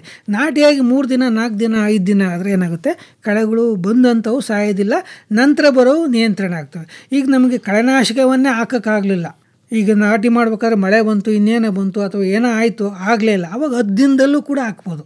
ಈ ನಾಮಿನಿ ಗೋಲ್ಡ್ ಅಂತ ಎಕರೆಗೆ 100 ml ಅವಾಗ ಸಿಂಪಡಣೆ ಮಾಡಬೇಕಾಗುತ್ತೆ. ಇಲ್ಲ 10 ದಿನಕ್ಕೂ ನಮಗೆ, ಯಾಕೆಂದರೆ ಅದು 2 ರಿಂದ 4 ಎಳೆ ಇದ್ದಾಗ ಮಾತ್ರ ಕಂಟ್ರೋಲ್ ಆಗುತ್ತೆ. ಆವಾಗ ಆಗಲಿಲ್ಲ, 10 ದಿನಕ್ಕೂ ಆಗಲಿಲ್ಲ ಸರ್, ಇನ್ನೇನೋ ಮನೇಲಿ ಪ್ರಾಬ್ಲಮ್ ಆಯಿತು ನಮಗೆ. ಆಮೇಲೆ 18 ದಿನಕ್ಕೂ ಒಂದಿದೆ ಕಳೆನಾಶಕ, ಅದು 18 ಕೌನ್ಸಿಲ್ ಆಕ್ಟಿವ್ ಅಂತ ಹೇಳ್ಬಿಟ್ಟು ಆ ಕಳೆನಾಶಕ ಎಕರೆಗೆ 90 ಗ್ರಾಮ್, ಅದನ್ನು ನೀರಲ್ಲಿ ಮಿಶ್ರಣ ಮಾಡ್ಕೊಂಡು ಎಕರೆಗೆ ಒಂದು 8 ರಿಂದ 10 ಕ್ಯಾನ್ ನೀರಲ್ಲಿ 10 ಕ್ಯಾನಿಗೆ 90 ಗ್ರಾಮನ್ನು ಮಿಶ್ರಣ ಮಾಡ್ಕೊಂಡು ಸಿಂಪಡಣೆ ಮಾಡಬೇಕಾಗುತ್ತೆ. ಸಂಪೂರ್ಣ ಕಳೆಗಳು ನಿಯಂತ್ರಣ ಆಗ್ತವೆ. ಇವೆಲ್ಲ ಏನಾಗುತ್ತೆ, ಸಿಂಪಡಣೆ ಮಾಡೋದಕ್ಕೆ ಕಾಸ್ಟ್ ಜಾಸ್ತಿ ಆಗುತ್ತೆ. ಕೆಲವು ಸಾರಿ 4 ಎಲೆ ಮೀರಿದಂಥ ಕಳೆಗಳು ಒಂದೊಂದು ಉಳ್ಕೋಬೋದು. ಅದಕ್ಕೋಸ್ಕರ ನಂತರ ಸಿಂಪಡಣೆ ಮಾಡೋದು ಬದಲಾಗಿ ಪ್ರೀ ಎಮರ್ಜೆನ್ಸಿ ಅಂದರೆ ಕಳೆಗಳು ಬರೋದಕ್ಕಿಂತ ಮುಂಚೆ ಹಾಕೋದು ಭಾಳ ಸೂಕ್ತ. ಇದಲ್ಲದೆ ಬರೀ ಈ ಕೆಮಿಕಲಿಂದಲೇ ನಿಯಂತ್ರಣ ಮಾಡೋದು ಸಾಧ್ಯ ಇಲ್ಲ. ನಮ್ಮ ಕಾಲುವೆಗಳನ್ನು ಬದುಗಳನ್ನು ಅಚ್ಚುಕಟ್ಟಾಗಿ ಇಟ್ಕೋಬೇಕು. ಅಲ್ಲಿಂದಲೇ ಬೀಜಗಳು ಬರೋದು, ಕಾಲುವೆಯಿಂದ ಬರ್ತವೆ, ಬದುಗಳಲ್ಲಿ ಬರ್ತವೆ. ಮತ್ತು ನಮ್ಮ ಭೂಮಿನಲ್ಲಿರ್ತಕ್ಕಂಥ ಕಳೆಗಿಡಗಳನ್ನು ಕಿತ್ತು ಮಣ್ಣಿಗೆ ಸೇರಿಸ್ಬೇಕು ಮುಂಚೆನೇ. ಇವೆಲ್ಲ ಮಾಡೋದ್ರಿಂದ ನಾವು ಸಮಗ್ರವಾಗಿ ನಿರ್ವಹಣೆ ಮಾಡೋದ್ರಿಂದ ನಾವು ಕಳೆಗಳನ್ನು ಕಡಿಮೆ ಮಾಡ್ಕೋಬೋದು. ಭತ್ತದಲ್ಲಿ ನೀರಿನ ಮಿತ ಬಳಕೆ ಮಾಡ್ಕೊಳ್ಳೋದು ಹೇಗೆ ಅಂತೀರಿ? ಈಗ ನಮಗೇನಾಗಿದೆ ಅಂದರೆ ನೀರು ಬೇಕಾದಷ್ಟು ಸಿಗ್ತಾ ಇದೆ, ನೀರು ಜಾಸ್ತಿ ಆಯಿಷ್ಟು ಇಳುವರಿ ಜಾಸ್ತಿ ಬರುತ್ತೆ ಅಂತ. ಈಗ ನಮ್ಮ ರೈತರದ್ದು ಒಂದು ಗುಣ ಏನು ನೋಡಿದ್ದೀವಿ ನಾವಿಲ್ಲಿ, ಒಂದು ಇಷ್ಟಾಗಲ್ಲ ಓಪನ್ ಮಾಡಿ ಬಿಟ್ಟಿರ್ತಾರೆ ಕಾಲುವೆಯಿಂದ, ಅದು ಸುಮ್ಮನೆ ಹೋಗ್ತಾನೆ ಇರುತ್ತೆ ಅವ್ನ ಗದ್ದೆಗೆ. ಅವನ ಗದ್ದೆಗೆ ಹೋಗ್ಬಿಟ್ಟು ಅವ್ನ ಕೆಳಗಡೆ ಗದ್ದೆಗೆ ಹೋಗ್ಬಿಟ್ಟು ಅದ ನಂತರ ಹೋಗ್ಬಿಟ್ಟು ಹಳ್ಳಕ್ಕೆ ಸೇರಿ ಹೋಗ್ತಾ ಇರುತ್ತೆ ಕಾವೇರಿ ನದಿಗೆ. ಈ ರೀತಿ ನೀರು ನಿರ್ವಹಣೆ ಹೋಗ್ತಾ ಇರಲಿ ಬಿಡಿ ಸರ್, ನೀರಲ್ಲಿ ಹೋಗುತ್ತೆ, ಅದೇನು ಕಾಲುವೆಯಲ್ಲಿ ಬರುತ್ತೆ ಅಂತಾರೆ. ಹಂಗಲ್ಲ, ನೀರು ನಾನು ಹೇಳಿದೆ, ನೀರನ್ನು ಯಾವಾಗಲೂ ಹದವರಿತು ಕೊಡ್ಬೇಕು ಭತ್ತಕ್ಕೆ. ನೀರು ಜಾಸ್ತಿ, ನೀರು ವಿಷ ಇದ್ದಂಗೆ, ನಮಗೆ ಹಂಗೆ ಶುಗರು ಜಾಸ್ತಿ ತಿಂದರೆ ನಮಗೆ ಶುಗರ್ ಬರುತ್ತೆ, ಹಂಗೆ ನೀರು ಕೂಡ ಭೂಮಿಗೆ ಜಾಸ್ತಿ ಬಿಟ್ಟಂಗೆಲ್ಲ ಉಪ್ಪು ಸೇರುತ್ತೆ, ನೀರಿನಲ್ಲಿ ಉಪ್ಪಿನಾಂಶ ಇರುತ್ತೆ. 2 ಇಂಚ್ ನೀರನ್ನು ನಿಲ್ಲಿಸಿದ್ರೆ 10 kg ಉಪ್ಪು ಹಾಕಿದಂಗೆ. ಉಪ್ಪು ಹಾಕಿ ನಿಮ್ಮ ಮನೇಲಿರ್ತಕ್ಕಂಥ ಉಪ್ಪು ತಗೊಂಡೋಗಿ ಭೂಮಿಗೆ ಹಾಕಿ ಬೆಳೆ ಬೆಳೆಯುತ್ತಾ? ಬೆಳೆಯಲ್ಲ. ಹಂಗೆ ಭೂಮಿನ ಇವತ್ತು ಚೌಳು ಕ್ಷಾರೀಯ ಮಣ್ಣಾಗೋದಕ್ಕೆ ಕಾರಣ ನಾವು ನೀರು ಜಾಸ್ತಿ ಬಿಟ್ಟಿರೋದು. ಸೊ ಅದಕ್ಕೋಸ್ಕರ ನೀರನ್ನು ಈಗ ನಮಗೆ ಭತ್ತವನ್ನು 100 ಸೆಂಟಿಮೀಟ್ರಲ್ಲಿ ಬೆಳಿಬೋದು, 150 ಸೆಂಟಿಮೀಟ್ರಲ್ಲೂ ಬೆಳಿಬೋದು, 250 ಸೆಂಟಿಮೀಟ್ರಲ್ಲೂ ಬೆಳಿಬೋದು. ಆಳದವರೆಗೆ ನೀರು ನಿಲ್ಲಿಸಿ ಅಷ್ಟು ನೀರು ಬೇಕಾಗುತ್ತೆ. 100 ಸೆಂಟಿಮೀಟ್ರಲ್ಲಿ ಬೆಳೆದ್ರು ಅಷ್ಟು ಇಳುವರಿ ಬರುತ್ತೆ, 150 ಬೆಳೆದ್ರು ಅಷ್ಟು ಬರುತ್ತೆ. ಇನ್ನು ಅಂದರೆ ನೋಡಿ, ನೀವೇ ಲೆಕ್ಕ ಹಾಕಿ, 100 ಬಳಸ್ತಾ ಕಡೆ 250 200 ಬಳಸ್ತಾ ಇದ್ದಾರೆ ಇಲ್ಲಿ. ಸೊ ಹಂಗಾಗಿ 150 ಇನ್ನೂ ಏನು 1 ಲಕ್ಷ ಹೆಕ್ಟೇರಲ್ಲಿ ನಾವು ನೀರಾಯಿಸಿ ಗದ್ದೆ ಬೆಳಿಬೋದು ಮಾಡ್ಬೋದಲ್ಲ, ಇನ್ನೂ 1 ಲಕ್ಷ ಎಕರೆ ಮಾಡ್ಬೋದು. ಈ ಇರೇ ನೀರಲ್ಲಿ KRS ಅಲ್ಲಿ ಇಷ್ಟು ನೀರು ಏನಾದ್ರು ಇಸ್ರೇಲಲ್ಲಿ ಇದ್ದಿದ್ರೆ ಇನ್ನೊಂದು 2 ಕರ್ನಾಟಕಕ್ಕೆ ನೀರು ಕೊಟ್ಬಿಡೋರು ಅವರು. ನಮ್ಮಲ್ಲಿ ಈ ಮಂಡ್ಯ, ಮೈಸೂರು ಮತ್ತು ಮದ್ದು ಇದಕ್ಕೆ ಮಳವಳ್ಳಿ ಇಲ್ಲಿ ಕೊಡೋಕ್ಕಾಗ್ತಾಯಿಲ್ಲ ನೀರನ್ನು. ಅಷ್ಟು ನಮಗೆ ನೀರು ಶಾರ್ಟೇಜ್, ಯಾಕಂದರೆ ನೀರನ್ನು ನಾವು ಹಂಗೆ ಬಳಸ್ತಾ ಇದ್ದೀವಿ. ಆಗಿರೋದ್ರಿಂದ ಈಗ ಭತ್ತಕ್ಕೆ ಹೇಗೆ ನೀರು ಹಾಯಿಸ್ಬೇಕು? ಭತ್ತಕ್ಕೆ ನೀರು ನಿಲ್ಲಿಸೋ ಅವಶ್ಯಕತೆ ಇಲ್ಲ ಸರ್. ನಮಗೆ ಮುಖ್ಯವಾಗಿ ಈ ಭತ್ತ ಹೇಗಪ್ಪ ಅಂದರೆ, ಈಗ ನಾಟಿ ಮಾಡಿದ ನಂತರ ಅದು ತೆನೆ ಬರುವ ಒಂದು ಹಂತದವರೆಗೆ ನೀರನ್ನು ಯಾವುದೇ ಕಾರಣಕ್ಕೂ ನಿಲ್ಲಿಸಬಾರ್ದು. ಹೆಂಗೆ ನಿಲ್ಲಿಸ್ಬೇಕು? 2 ಇಂಚ್ ನೀರನ್ನು ಇವತ್ತು ನಿಲ್ಲಿಸ್ತೀರ, ಆ 2 ಇಂಚ್ ನೀರು ಕರಗೋದಕ್ಕೆ ಮತ್ತೆ ಒಂದು 2 ರಿಂದ 3 ದಿನ ಆಗುತ್ತೆ. ಅಂದರೆ ಹಿಂಗೋದಕ್ಕೆ ಆ ಹಿಂಗಿ ಮತ್ತೆ 2 ದಿನ ಬಿಟ್ಮೇಲೆ ಮತ್ತೆ 2 ಇಂಚ್ ನೀರು ನಿಲ್ಲಿಸ್ಬೇಕು. ಈ ರೀತಿಯಾಗಿ ನೀರನ್ನು ಗದ್ದೆಗೆ ಬಿಡಬೇಕು. ಈ ರೀತಿ ಹೇಗೆ ಬಿಡ್ಬೇಕಂತ ಹೇಳಿದರೆ, ಈಗ ಭತ್ತದಲ್ಲಿ ತೆಂಡೆ ಹೊಡೆಯೋ ಕಣ್ಣುಗಳು ಇದಾವಲ್ಲ, ಅವು ಗಿಡದ ಬುಡದಲ್ಲೇ ಇರ್ತವೆ. ನೀರು ನಿಲ್ಲಿಸಿದ್ರೆ ಹೊರಗೆ ಬರೋದಿಲ್ಲ, ಅವು ಹಾಗೆ ಕೊಳ್ತೋಗ್ತವೆ. ಈಗ ನಾವು 3 ರಿಂದ 4 ಸಸಿ ನಾಟಿ ಮಾಡಿದರೆ ಅವು ಒಂದು ಎಲ್ಲರೂ ಮಿಸ್ಸಾಗಿ ಓಪನ್ ನೀರಿಲ್ದಾಗ ಒಂದು 2 ತೆಂಡೆಗಳು ಬರ್ತವೆ. ಅವು ಒಂದು 5-6 ತೆಂಡೆ ಹೊಡಿತಿತ್ತು ಅಷ್ಟೇ. ನೀವು ನೀರು ನಿಲ್ಲಿಸಲಿಲ್ಲ ಅಂದರೆ 25-30 ತೆಂಡೆಗಳು ಬರ್ತವೆ. ಅದಕ್ಕೋಸ್ಕರ ಇನ್ನೇನು ತೆನೆ ಬರುತ್ತಾನ ಹಂತದವರೆಗೆ ನೀರು ನಿಲ್ಲಿಸ್ತಾ ಇದ್ದರೆ ತೆಂಡೆಗಳು ಜಾಸ್ತಿ ಬರ್ತವೆ, ಪ್ರತಿ ಸಾರಿನೂ ತೆಂಡೆ ಹೊಡೆಯುತ್ತೆ. ನಂತರದ ದಿನಗಳಲ್ಲಿ ಈಗ ಒಂದು ಸಾರಿ ತೆನೆ ಬರೋಕ್ಕೆ ಶುರುವಾಯಿತು ಅಂದಾಗ ಆವಾಗ ಏನಾಗುತ್ತೆ, ಅದು ಭತ್ತದ ಗುಣ ಅಂದರೆ ತೆಂಡೆ ಹೊಡೆಯೋದು ಗುಣ. ಅಂದರೆ ಎಲ್ಲವರೆಗೆ ಇನ್ನೂ ತೆನೆ ಬರ್ತಾ ಇರುತ್ತೆ, ಇಲ್ಲಿ ತೆಂಡೆ ಹೊಡಿತಾ ಇರುತ್ತೆ, ಹಿಂದೆ ಮುಂದೆ ಆಗುತ್ತೆ. ಅದನ್ನು ಅವಾಯ್ಡ್ ಮಾಡೋದಕ್ಕೋಸ್ಕರ ನಾವು ಈ ಒಂದು ಸಾರಿ ಇನ್ನೇನು ಬರ್ತಾ ಇದೆ ಅಂದಾಗ ನಾವು 2 ಇಂಚ್ ನೀರು ನಿಲ್ಲಿಸಿದರೆ ಮತ್ತೆ ಹೊಸ ತೆಂಡೆ ಬರೋದಿಲ್ಲ. ಈ ಬಂದಿರತಕ್ಕಂಥ ಎಲ್ಲ ತೆಂಡೆಗಳು ತೆನೆ ಬಂದ್ಬಿಟ್ಟು ಕಾಳುಗಟ್ಟೋದಕ್ಕೆ ಸಹಕಾರಿಯಾಗುತ್ತೆ. ಈ ರೀತಿಯಾಗಿ ನೀರು ನಿರ್ವಹಣೆ ಮಾಡಿದ್ದಾದರೆ ನೀರನ್ನು ಉಳಿಸ್ಬೋದು. ಮಣ್ಣಿನಲ್ಲಿರ್ತಕ್ಕಂಥ ಪೋಷಕಾಂಶ, ನಾನು ಹೇಳಿದೆ, ಬೇರಿನ ಆಳ ಇರೋದು 15 ಸೆಂಟಿಮೀಟ್ರು, ನೀರು ನಿಲ್ಲಿಸಿದಷ್ಟು ಬಸಿದ ಆಳ ಹೋಗ್ತವೆ, ಅವು ಸಿಗೋದಿಲ್ಲ. ಅದಕ್ಕೋಸ್ಕರನೇ ನಾವು 2 ಇಂಚ್ ನೀರು ನಿಲ್ಲಿಸ್ಬೇಕು. ಅದು ಒಣಗಿದ ಮೇಲೆ ಮತ್ತೆ 2 ಇಂಚ್ ನೀರು ಹಾಯಿಸ್ಬೇಕು. ರೈತರು ಯಾಕೆ ನೀರು ನಿಲ್ಲಿಸ್ತಾರೆ ಅಂದರೆ, ಕಳೆಗಳು ಜಾಸ್ತಿ ಬರ್ತವೆ ಸರ್, ಅದಕ್ಕೆ ನೀರು ನಿಲ್ಲಿಸ್ತೀವಿ ಅಂತಾರೆ. ನಾನು ಅದಕ್ಕೆ ಹೇಳೋದು, ಕಳೆನಾಶಕವನ್ನು ನೀವು ನಾಟಿ ಮಾಡಿದ ನೆಕ್ಸ್ಟ್ ಡೇ ಅಥವಾ ನಾಟಿ ಮಾಡಿದ ದಿನವೇ ಹಾಕಿದರೆ ಅದು ರೆಸಿಡಿಯಲ್ ಟಾಕ್ಸಿಸಿಟಿ ಇರುತ್ತಲ್ಲ, 30 ದಿನದ ತನಕ ಯಾವುದೇ ಕಳೆ ಬರ್ದಂಗೆ ಮಾಡುತ್ತೆ. ನೀವೇನು ಮಾಡ್ತಾರೆ, 5 ದಿನಕ್ಕೆ ಹಾಕಿರ್ತಾರಲ್ವ, ಆ ಕಳೆ ಬಂದಿರ್ತಾವೆ ಆಲ್ರೆಡಿ, ಅವು ಹೋಗಲಿ ಅಂತ ನೀರು ನಿಲ್ಲಿಸಿ ಹೈಟ್ ಮಾಡ್ಕೊಂತ ಹೋಗ್ತಾರೆ. ಹಂಗಲ್ಲ. ಅದಕ್ಕೋಸ್ಕರನೇ ನೀರನ್ನು ನೀವು ನಿಲ್ಲಿಸೋ ಅವಶ್ಯಕತೆ ಇಲ್ಲ. ಕಳೆನಾಶಕವನ್ನು ಆ ರೀತಿಯಾಗಿ ಬಳಸಬೇಕು. ಕೀಟ ರೋಗ ಬಾರದಂತೆ ಮುಂಜಾಗ್ರತೆ ಏನು ತಗೋಬೇಕು ಹೇಳ್ಬಿಡಿ. ಈಗ ನಾನು ಭತ್ತಕ್ಕೆ ಬಂದಾಗ ಅಟ್ಲೀಸ್ಟು ನಮಗೆ ಜ್ಞಾನ ಇರಬೇಕು. ನಾವು ಯಾವ ಹಂತದಲ್ಲಿ ಕೀಟ ಮತ್ತು ರೋಗಗಳು ಬರ್ತವೆ, ಆ ಹಂತದಲ್ಲಿ ಏನು ಮುಂಜಾಗ್ರತೆ ತೆಗೆದುಕೊಳ್ಬೇಕು ಅಂತ. ಸುಮಾರು ತೆಂಡೆ ಹೊಡೆಯುವ ಒಂದು ಹಂತ ಮತ್ತು ತೆನೆ ಬರಬೇಕಾದ್ರೆ ಈ ಎರಡು ಹಂತದಲ್ಲಿ ಭಾಳ ರೈತರು ಹೊಲಕ್ಕೆ ಹೋಗೋದಿಲ್ಲ. ತೆಂಡೆ ಹೊಡೆದ ಯಾವ ಹಂತನೋ ಅಥವಾ ಸುಮ್ಮನೆ ಇನ್ನೂ ಬಂದಿಲ್ಲ ಅಂತ ಹೇಳ್ಬಿಟ್ಟು ಮನೇಲಿ ಇರ್ತಾರೆ. ಅದನ್ನು ನೋಡ್ಕೊಂಡಿರ್ಬೇಕು. ಈಗ ಸುಮಾರು ತೆಂಡೆಗಳು ಚೆನ್ನಾಗಿ ಕಡಿತಾ ಇದೆ ಅಂದರೆ ಭತ್ತ, ಆ ಹಂತದಲ್ಲಿ ಅದಕ್ಕೆ ಈ ಕಾಂಡಕೊರಕ ಹುಳ ಒಂದು ಬರುತ್ತೆ. ಅದ್ರ ಜೊತೆಗೆ ನಮಗೆ ಎಲೆ ಬೆಂಕಿ ರೋಗ ಆ ಹಂತದಲ್ಲಿ ಬರುತ್ತೆ. ಈ ಎರಡು ರೋಗವನ್ನು 25ರಿಂದ 30 ದಿನದಲ್ಲಿ ನೀವು ಈ ರಕ್ಷಣಾತ್ಮಕವಾದಂಥ ಒಂದು ಸಿಂಪರಣೆಯನ್ನು ತೆಗೆದುಕೊಳ್ಬೇಕು. ಆ ಹಂತದಲ್ಲಿ ಏನು ಜಾಸ್ತಿ ಬೇಡ. ನಮ್ಮ ಕೃಷಿ ಇಲಾಖೆಯಲ್ಲಿ ಸಿಗ್ತಕ್ಕಂಥ ಕ್ಲೋರೋಫೈರಿಪಾಸ್ 1 ಲೀಟರ್ ನೀರಿಗೆ 2 ml, ಅದ್ರ ಜೊತೆಗೆ ಒಂದು ಕಾರ್ಬನ್ ಡೈಜಿಯಮ್ ಅಂತಲೂ ಸಿಗುತ್ತೆ ಪೌಡ್ರ್ ಬೆಂಕಿ ರೋಗ ನಿಯಂತ್ರಣೆಗೆ. ಅದನ್ನು 1 ಗ್ರಾಮ್ ಹಾಕಿ ಒಂದು ಸಾರಿ ಸಿಂಪರಣೆ ಮಾಡಿದರೆ 25ರಿಂದ 30 ದಿನದಲ್ಲಿ ನಿಮ್ಮ ಬೆಳೆ ಸೇಫ್ ಆಗಿರುತ್ತೆ. ಯಾವುದೇ ರೋಗಗಳು ಬರೋದು ತಡೆಯುತ್ತೆ. ಕಾಂಡಕೊರಕ ಹುಳ ಮೊಟ್ಟೆ ಇಡೋದು ಆ ಹಂತದಲ್ಲಿ. ಇದು ಒಂದು ರೈತರಿಗೆ ತಿಳಿದಿರಬೇಕು. ಇದಾದ ನಂತರ ನಮಗೆ ಬರೋದು ರೋಗ ಹೆಚ್ಚಿಗೆ ಅಂದರೆ ಭತ್ತ ಗೊನೆ ಬರುವಾಗ. ಈಗ ಸುಮಾರು ಈ ನಮ್ಮ ಜಮೀನಿನಲ್ಲಿ ಒಂದು 5% ತೆನೆ ಬಂದಿದೆ, ಅಲ್ಲೊಂದು ತೆನೆ ಕಾಣ್ತಾ ಇದೆ ಅಂದರೆ ಆವಾಗ ಗೊನೆ ಬೆಂಕಿ ರೋಗ ಬರುತ್ತೆ. ಅದ್ರ ಜೊತೆಗೆ ಕಾಳಿನಲ್ಲಿರ್ತಕ್ಕಂಥ ರಸ ಇರೋ ಕೀಟಗಳು ಮತ್ತು ಈ ಕಾಂಡಕೊರಕ ಹುಳುನೂ ಕೂಡ ಬರ್ಬೋದು, ಇನ್ನಿತರ ಕೀಟಗಳು ಕೂಡ ಬರ್ಬೋದು. ಈ ಹಂತದಲ್ಲಿ ಒಂದು ಸಿಂಪರಣೆಯನ್ನು ತೆಗೆದುಕೊಳ್ಬೇಕು. ಯಾವಾಗ ಒಂದು 5% ತೆನೆ ಬಂದಾಗ ಆವಾಗ ಒಂದು ನಮಗೆ ನೇಟಿವ್ ಅಂತ ಅದು ಕೂಡ ನಮಗೆ ಶಿಲೀಂಧ್ರನಾಶಕ ಒಂದು 0.5 ಗ್ರಾಮ್ 1 ಲೀಟರ್ ನೀರಿಗೆ ಹಾಕಿ ಸಿಂಪರಣೆ ಮಾಡಬೇಕು. ಅದ್ರ ಜೊತೆಗೆ ಒಂದು ರೀಸೆಂಟ್ ಅಂತ ಒಂದು ಕೆಮಿಕಲ್ ಬಂದಿದೆ, ಪಿಪ್ರೋನಿಲ್ ಅಂತ ಹೇಳ್ಬಿಟ್ಟು, ಅದನ್ನು 1.5 ml ಹಾಕಿ ಸಿಂಪರಣೆ ಮಾಡೋದ್ರಿಂದ ಈ ಎರಡನ್ನು ಕೀಟ ಮತ್ತು ರೋಗ ಎರಡನ್ನು ನಾವು ಕಡಿಮೆ ಮಾಡಬಹುದಾಗಿದೆ. ರೈತ ಬಾಂಧವರೇ, ಮಾನ್ಯ ಭಾರತದ ಪ್ರಧಾನಮಂತ್ರಿಗಳು ಆಗಸ್ಟ್ 2ನೇ ತಾರೀಖಿನಂದು ಪ್ರಧಾನಮಂತ್ರಿ ಕಿಸಾನ್ ಸಮ್ಮಾನ್ ನಿಧಿ ಯೋಜನೆಯಡಿ 20ನೇ ಕಂತನ್ನು ವಾರಣಾಸಿಯಿಂದ ಬಿಡುಗಡೆಗೊಳಿಸಲಿದ್ದಾರೆ. ಈ ಕಂತಿನಡಿ 20,500 ಕೋಟಿ ರೂಪಾಯಿಗಳಷ್ಟು ನಗದು ನೇರವಾಗಿ 9.7 ಕೋಟಿ ರೈತರ ಖಾತೆಗೆ ವರ್ಗಾವಣೆಯಾಗಲಿದೆ. ಇದುವರೆಗೆ ಯೋಜನೆಯಡಿ 3.69 ಲಕ್ಷ ಕೋಟಿ ರೂಪಾಯಿಗಳಷ್ಟು ನಗದು ರೈತರಿಗೆ ಹಂಚಿಕೆಯಾಗಿದೆ. ಈ ಕುರಿತಂತೆ ಮಾನ್ಯ ಕೇಂದ್ರ ಕೃಷಿ ಸಚಿವರಾದ ಶಿವರಾಜ್ ಸಿಂಗ್ ಚೌಹಾಣ್ ಅವರು ಸಂದೇಶವನ್ನು ನೀಡಿದ್ದಾರೆ. प्रिय किसान भाइयों और बहनों, आप सबको प्रणाम। खरीफ की फसल अच्छी होगी, लेकिन इस बीच एक और अच्छी खबर। प्रधानमंत्री श्रीमान नरेंद्र मोदी जी 2 अगस्त को ठीक 11 बजे प्रधानमंत्री किसान सम्मान निधि की राशि आपके खाते में डालने वाले हैं। इस अवसर पर वो जुड़कर आपसे बात भी करेंगे, और इसलिए मेरी आप सबसे प्रार्थना है 2 अगस्त ठीक 11 बजे आप प्रधानमंत्री जी के किसी न किसी कार्यक्रम से जरूर जुड़िए। कार्यक्रम आपके गांव में भी होगा, सभी कृषि विज्ञान केंद्रों पर होगा, ICAR के संस्थानों में होगा, एग्रीकल्चर यूनिवर्सिटीज में होगा, मंडियों में होगा, पैक्स के मुख्यालय पर होगा। आप पता कर लीजिए कि निकटतम कार्यक्रम आपका कहाँ है, और उस कार्यक्रम में जरूर जुड़िए, प्रधानमंत्री जी को सुनिए। मैं तो कार्यक्रम में जा ही रहा हूं, आप भी जरूर जाएं। ಧನ್ಯವಾದ. ಹೆಚ್ಚಿನ ಮಾಹಿತಿಗೆ ತಮ್ಮನ್ನೇ ನೇರವಾಗಿ ಸಂಪರ್ಕ ಮಾಡಬೇಕು ಅಂತಾದರೆ ಡಾಕ್ಟರ್ ದಿನೇಶ್ ಅವರೇ, ಸಂಪರ್ಕಕ್ಕಾಗಿ ತಮ್ಮ ಮೊಬೈಲ್ ಸಂಖ್ಯೆನ ಕನ್ನಡದಲ್ಲಿ ಹೇಳ್ಬೋದಾ? 944-80-134. ಇನ್ನೊಮ್ಮೆ ಹೇಳ್ತೀರಾ? 944-80-134. ಇನ್ನೂ ಒಂದ್ಸರಿ ಹೇಳ್ಬಿಡಿ ಸರ್. 944-80-134. ಒಳ್ಳೆಯದು ಡಾಕ್ಟರ್ ದಿನೇಶ್ ಅವರೇ, ಇದುವರೆಗೂ ಭತ್ತದಲ್ಲಿ ವೈಜ್ಞಾನಿಕ ಬೇಸಾಯ ವಿಧಾನಗಳಿಗೆ ಸಂಬಂಧಪಟ್ಟಂತೆ ಬಹಳ ಉಪಯುಕ್ತವಾದ ಮಾಹಿತಿಯನ್ನು ನೀಡಿದ್ರಿ. ವಂದನೆಗಳು, ನಮಸ್ಕಾರ. ವಂದನೆಗಳು, ನಮಸ್ಕಾರ ಎಲ್ಲರಿಗೂ.